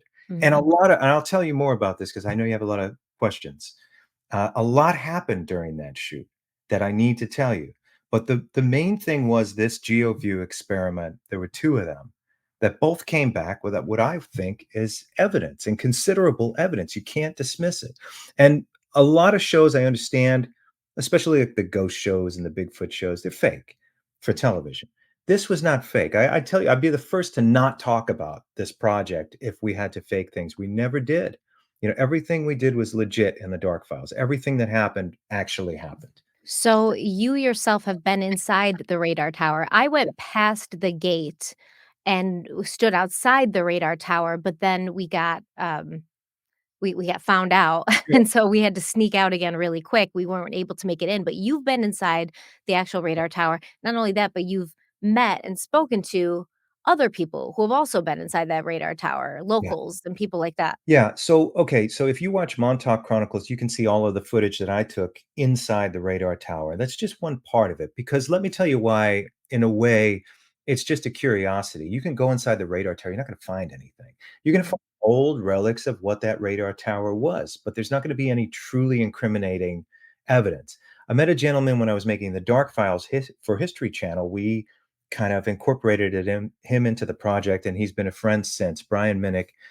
I think the papers and things like that that you'll see in the dark files that Brian found were less interesting to me than what he had.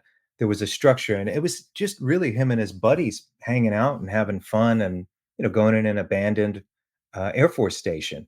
However, it became his obsession over time. He went inside.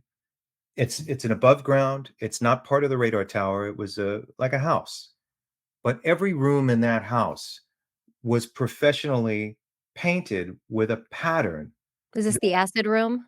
Correct, that is Okay. tantamount to these type of experiments. And we did research and we asked people, and there were people that suggested Timothy Leary was there. And then it has the deniers because immediately people associate Timothy Leary with peace, love, and dropping acid. Well, that's bunk. That's not true. You can do a little more research and you'll find that Leary was not, he was a scientist. Not only that, there's a video or a film of him chumming it up with MK Ultra scientists, his buddies, around a fireplace drinking cognac and laughing about experiments. Leary was part of that. It was a ruse.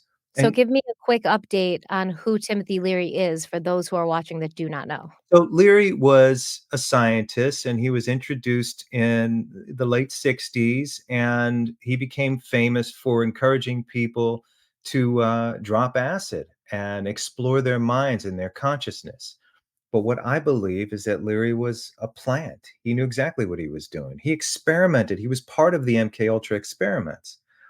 And they associate Leary with peace, love, and getting Drugs. high. And yeah, but that was to get a generation of people to take this really interesting mind control drug. Because if you remember, during that time there was a lot of anti-establishment movements. Oh, yeah. So what would the government be interested in at that time? Is to somehow weaponize and control it because they're a threat. So let's send somebody in. Let's send a guru in and get everybody to start taking this mind control drug. And this isn't a new theory. They say Charles Manson also was a government plant, Yeah, in that kind of time, like a guru, somebody to take over, hijack that peace, love, anti-establishment, anti-Vietnam War sort of movement and weaponize it against the very people who wanted to be a part of it. correct. Yeah, I mean, he was a victim of MK Ultra himself, but then sent out to kind of look. I mean, you have the love generation that in the eyes of, I suppose, the CIA, because the love generation was against war, just like John F. Kennedy was against the Vietnam War and he wanted to dismantle the CIA, and then all of a sudden he ends up What dead. happened to him, yeah. Yeah. So, so same with the whole movement in the love generation. How do we corrupt it? How do we dismantle it? The deceptive elements of the government, not just the CIA, think on levels that most of us don't think. And that's something that if you want to try to understand programs like this, you need to begin to meditate on levels of deception that you would normally not imagine. It's like how can I put this simply? Like a triple cross, a quadruple cross, like really a mask over a mask over a mask to try and convince people that you're someone that you're not, especially telling you all the right things, as a zeitgeist. The government's doing things like that. They're doing it right now. I believe all of that was part of it. And the scariest part of this is, and we cease to raise questions. We're all distracted.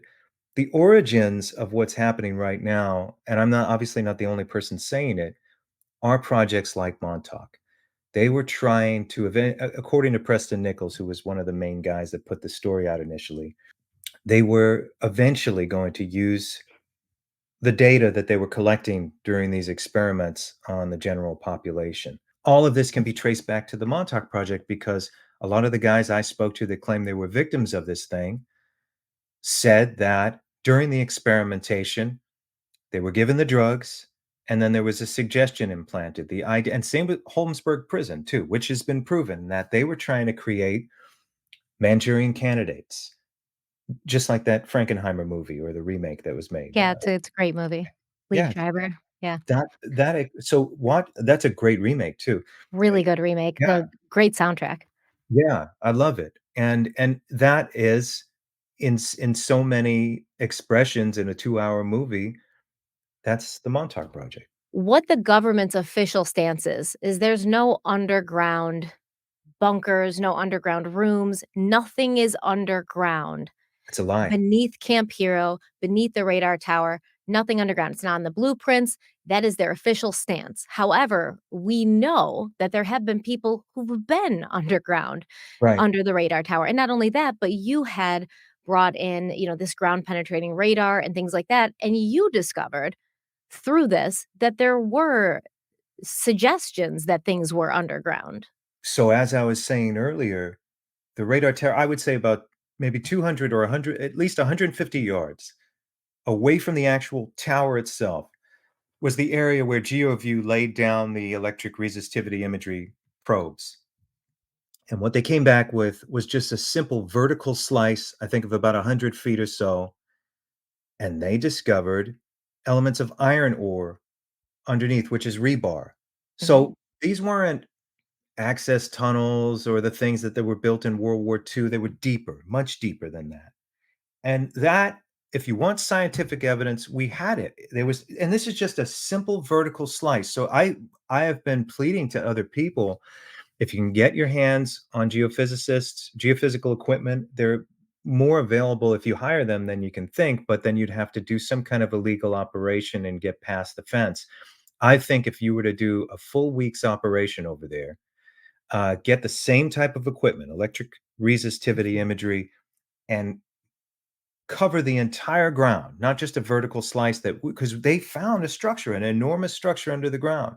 Okay. If you were to go further towards the tower itself, where the main base is supposed to be underneath the ground, I guarantee you're going to find something that But they happened. won't let that happen. They will No, never let that happen. And no, that's, I yeah, think, one of the main sticking points, which is like, if there's nothing there, why do you still protect it so heavily. And you can understand that they're like, "Oh, we don't want trespassers, we don't want people getting hurt, et cetera, et cetera." Yeah. I know for a fact there's crazy amounts of ticks over there, so we Yeah. need to be protected from that. But at the same time, why not allow a a serious television, studio like Discovery? Okay, you guys want to check? Let's put this to rest. Yeah, come out here, spend a week or a few days going through this, and we'll let this happen, and we will monitor it to make sure everybody's okay. But they will not allow that to happen. So, Why? I don't know why well, I can tell you why there's no way they can hide what's underground. So, when we were making the Dark Files, one thing that happened when we're scheduled to show up in the middle of winter, okay? Hmm. Out of the blue on that same day, tell me why coincidentally the US Army Corps of Engineers was conducting a scientific research experiment on the entire grounds, and it looked like a show. It looked like they were just putting it on to keep people away. Why was it the same day we were scheduled to be there to shoot? There should be nobody there. So that kept us out. That was one thing.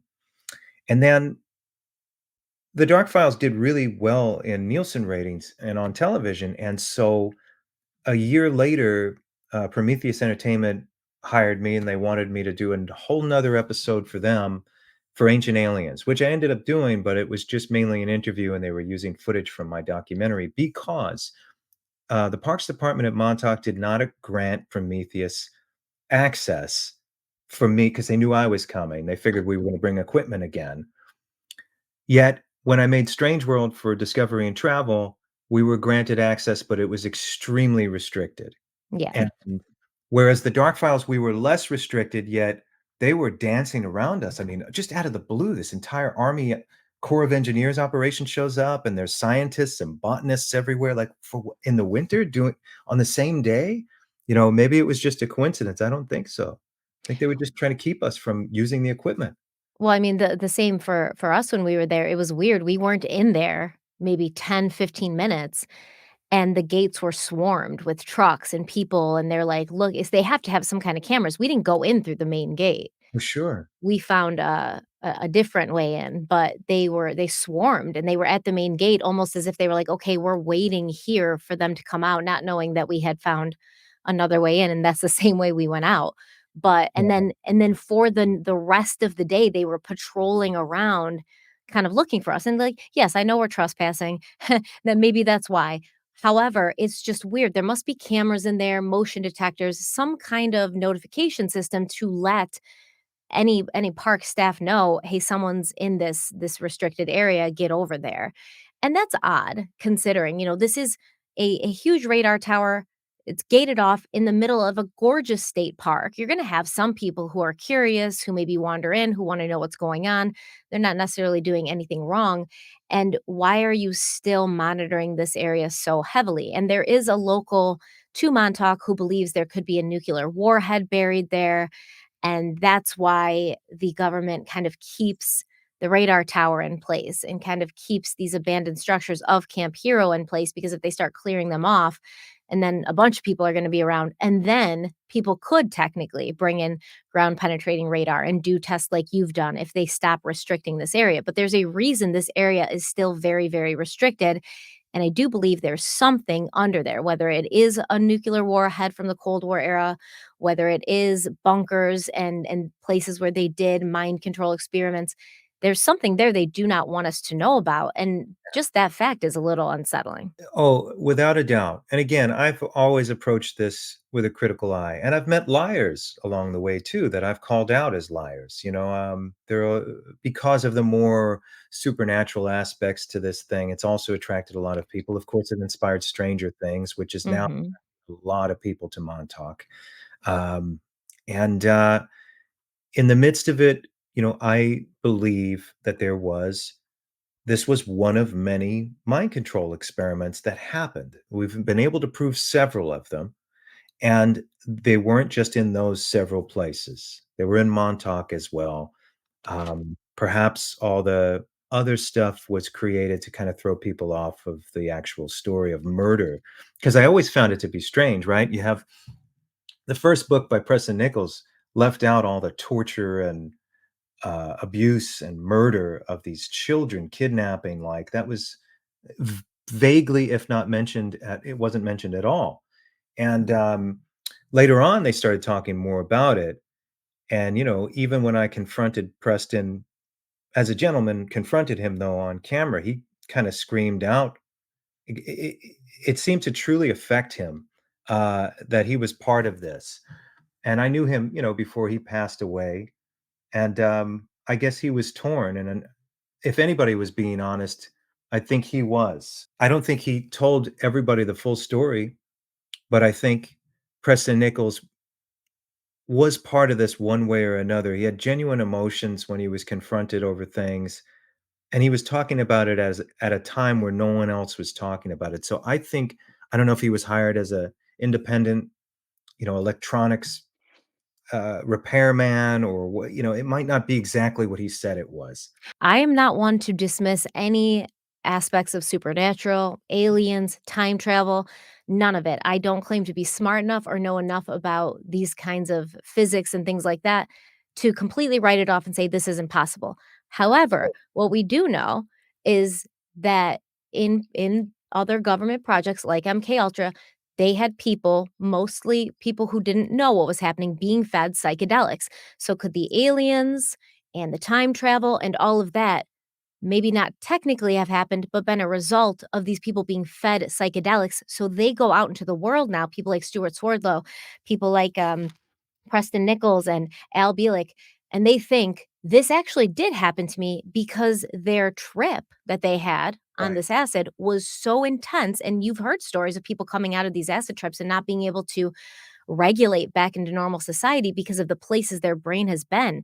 And they Correct. may have seen aliens and they may have felt that they time traveled and they may and now that's something they can never not believe happened to them. Right, and that's one of the first questions that I asked Stewart in '06 in the context of, is it possible that if you were to retain any memory from this, they had a fail-safe in place, you were on tons of drugs, and that perhaps they would send people in costumes into the room dressed Just as an scare you. alien, dressed Yeah. as it yeah, and that's it's amplified by the Oh, hallucinogens, yeah. and they must have been on just massive amounts of stuff, and so that's what was portrayed in my documentary and the other things, is to try to suggest that there is a human element behind this, that what better way to conceal this thing outside of murdering every single person that was part of it was to just create this hallucinatory memory.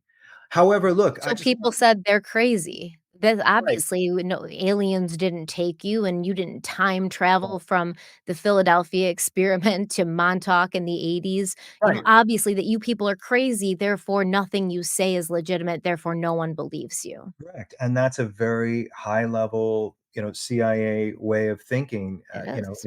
It's a triple cross. It's levels of deception once again that we're not um, accustomed to thinking or behaving like. However, I do believe in the possibility of just about all of the above, all of the sci-fi elements that are in the story.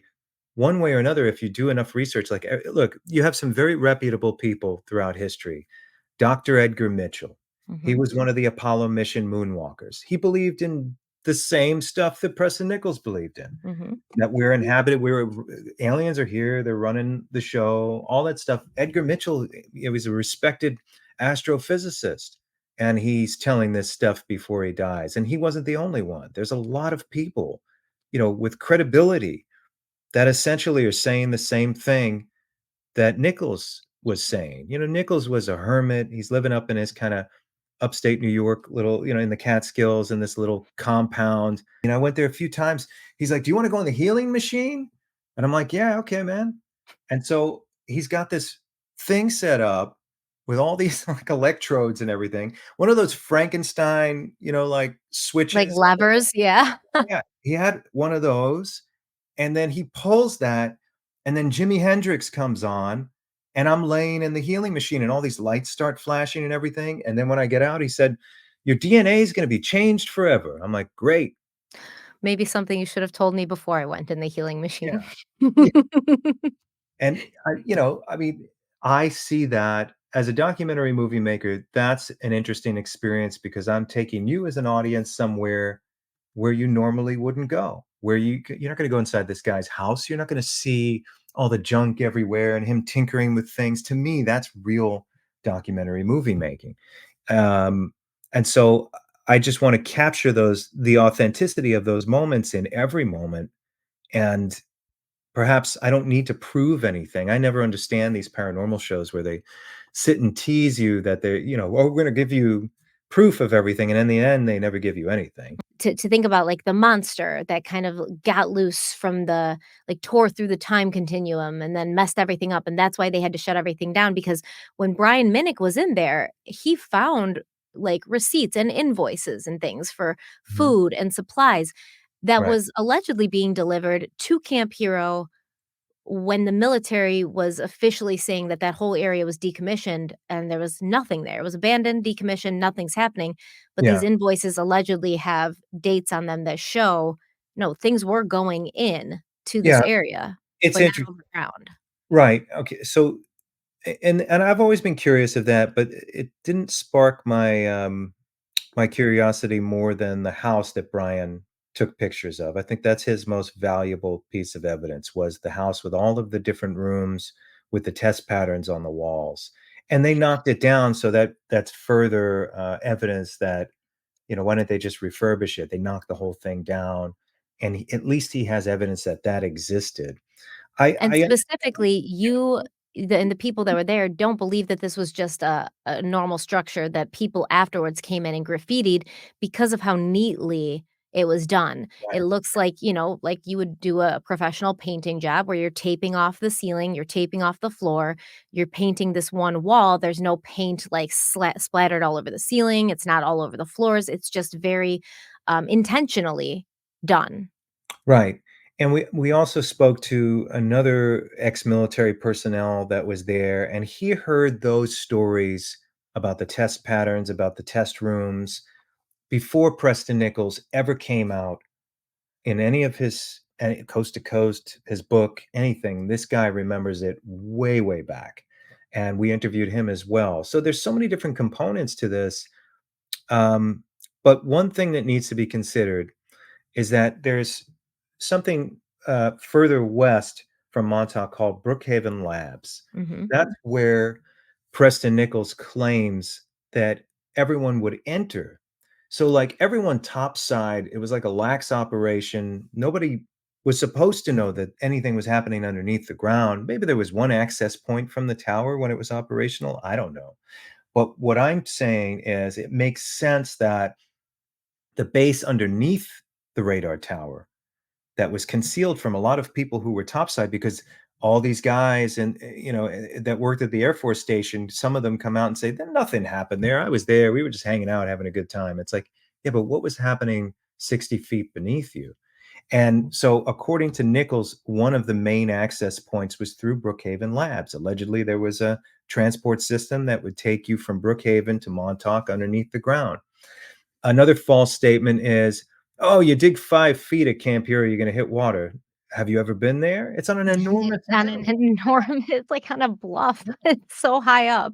Yeah, it's built up. A lot of it is. Yeah, So, those bunkers are built into hills. So, no, yeah. that's not true, and, that's for people who are either in total denial of it or just ignorant of the geography. So, yeah, I mean, I've been around this stuff so much. I think the most compelling pieces of evidence are one, Brian's stuff from the acid house, and then the stuff we found with GeoView. And I'm not sure what Brian's found since then. I know his book is out. Yes. He's sending it to me, so I look forward to checking it out. But I think honestly, if anybody wants to really prove that something happened there, you are not going to get it by asking permission. And that means not asking permission from the government and not asking permission from the parks department to run another electric resistivity imagery test. You have to send like a night mission there. I mean, I guess I can't get in We're trouble. not encouraging anybody to trespass, but we're saying if you want to know the truth, it's Yeah, better to ask for forgiveness than permission. right. Hypothetically speaking, if someone were to go in the dead of winter to Montauk. There'll be less security. You plan a night mission. Mhm. You hop the fence. Make sure you bring everything you need to stay warm, Mhm. and bring somebody, hire them, pay them well, or somebody that knows how to use the electric resistivity imagery and start conducting that test on the grounds, unbeknownst to anybody else. And I have a strong feeling, you're going to find a lot more than we did. And we found something significant, but that's all we could do. It was pass the fence. That's very interesting. Yeah. Thank you so much for your time. Everybody, check out Christopher Garetano. He has several series. I'm going to link everything in the description box. I'm also going to link the YouTube. I'm going to give the YouTube link for the Montauk film. It's excellent. You'll see some clips of it throughout here, but you should really see the whole thing because it's shot incredibly well, and it is I think, a storytelling masterpiece. I was gripped from beginning till end, so I love it. I'm going to link everything there where you can find Chris, where you could talk to him if you want. And I know you have a lot, many more projects coming out Yeah. in the next year or so. A lot of things happening for you in the future. So we'll keep up with you and kind of give you a shout out whenever things happen for you and new projects come out so that everybody can keep up with you. Thank you very much. Thanks for having me. Obviously, the Montauk Project and the Camp Hero base are the biggest draws for conspiracy theorists in this area of Long Island, but surprisingly, or unsurprisingly, if you're like me and you think everything is connected and nothing surprises you anymore, that's not the only strange and unusual occurrences to be happening in this picturesque vacation area. In the summer of 2008, a creature washed ashore on a quiet Long Island beach, igniting a wave of speculation, conspiracy, and fear. The creature, discovered by some beachgoers near Ditch Plains, appeared grotesque and unnatural. Its bloated body had the texture of decomposing flesh. It had the body of a mammal with 4 elongated skeletal limbs, but it also had sharp beak-like jaws. It was unlike any animal ever seen before, as if it had been pulled from the depths of a nightmare, or worse, a secret government laboratory. Now, about 2 miles off the coast of Long Island is another smaller island owned entirely by the United States government. Plum Island is only about 3 miles long, 1 mile wide. It's not visible on most maps and only accessible by helicopter or ferry, although if you don't have the proper clearance, you won't be able to access it at all. And located on this island was the Plum Island Animal Disease Center, a federal research facility dedicated to the study of foreign animal diseases of livestock. This is Plum Island, a government research center with a controversial and mysterious past. Now operated by Homeland Security, it's the only place scientists can legally study the highly contagious foot and mouth disease. But the 50-year-old lab is aging and in need of replacement. Located just off the coast of Long Island, it's also viewed as a vulnerable target for terrorists. The Coast Guard is hot on the tail of Jesse Ventura as he attempts to reach Plum Island. Former Governor Jesse Ventura raised safety issues last month in his show Conspiracy Theory, questioning what really goes on inside these walls. Plum Island's checkered past includes a leak of foot and mouth disease in 1978 that was contained thanks to the island location. The risk may be small, but it isn't that small. When the Montauk Monster was discovered, decades-long conspiracy theories of nefarious experiments happening at this very secret research facility began to surface again. The Montauk Monster looked like it was a patchwork quilt of several different creatures, and people wondered, were they creating hybrids or cryptids on Plum Island? And these theories didn't come out of nowhere, though, because the facility at Plum Island wasn't always so innocent or benign. And it wasn't just always concerned with, the sicknesses of cattle. In the 1950s, the United States Army created a top-secret lab on Plum Island, and from there they researched and developed biological weapons and biological warfare, meaning they were trying to figure out which diseases could be used as weapons and how they could be used as weapons. Now, I am going to do an entire video on Plum Island for Harloween because as I was researching this video, I realized that it's far too interesting and complex a story to just cram in here, and it deserves its own video. But there are legitimate concerns and beliefs that Lyme disease was actually created as one of these biological weapons, and the facility at Plum Island is responsible for the horrible outbreaks the United States has been experiencing of Lyme disease for decades, and these outbreaks are just getting more and more intense and rising in frequency. So, we have Camp Hero at Montauk Point. We have a sketchy government lab not far away on Plum Island. We have the Montauk Monster, a creature that still has not been identified, washing up on the shores of Montauk. We have people walking around today who claim to have retrieved buried memories of covert government experiments and extraterrestrial technology exchanges. And as we reach the end of our exploration into the Montauk Project and secret government experiments, one thing becomes clear. The line between fact and fiction is far more blurred than we might ever know. From mind control to time travel, the stories that have emerged are as unsettling as they are compelling. Were these just the fevered dreams of conspiracy theorists, or did something truly extraordinary and horrific take place behind the fences of Camp Hero? The official records tell us little, but whispers of hidden agendas, classified research, and human experimentation leave us questioning what really happened.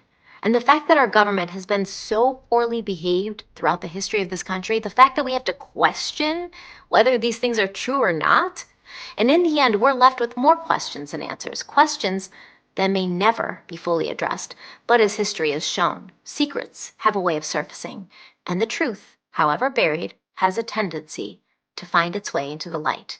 Until then, the Montauk Project remains a haunting reminder of all that we may never truly understand. Thank you all so much for being here with me today. Don't forget to like the video if you liked it, share it if you think it's worth sharing, subscribe if you haven't already, and make sure you're letting me know in the comment section what you think about all this. What was your favorite part of the video? Did you like hearing about the history of human experimentation at the hands of the government? Did you like hearing the stories of the extraterrestrials and the abductions and all the weird experiments that people like Stuart Swerdlow claim happened? Let me know what you think in the comment section, and also let me know how much you're looking forward to Harloween in the comments. I'll talk to you there, and I'll see you then. Until then, stay kind, stay beautiful, and stay safe. See you very soon. Bye.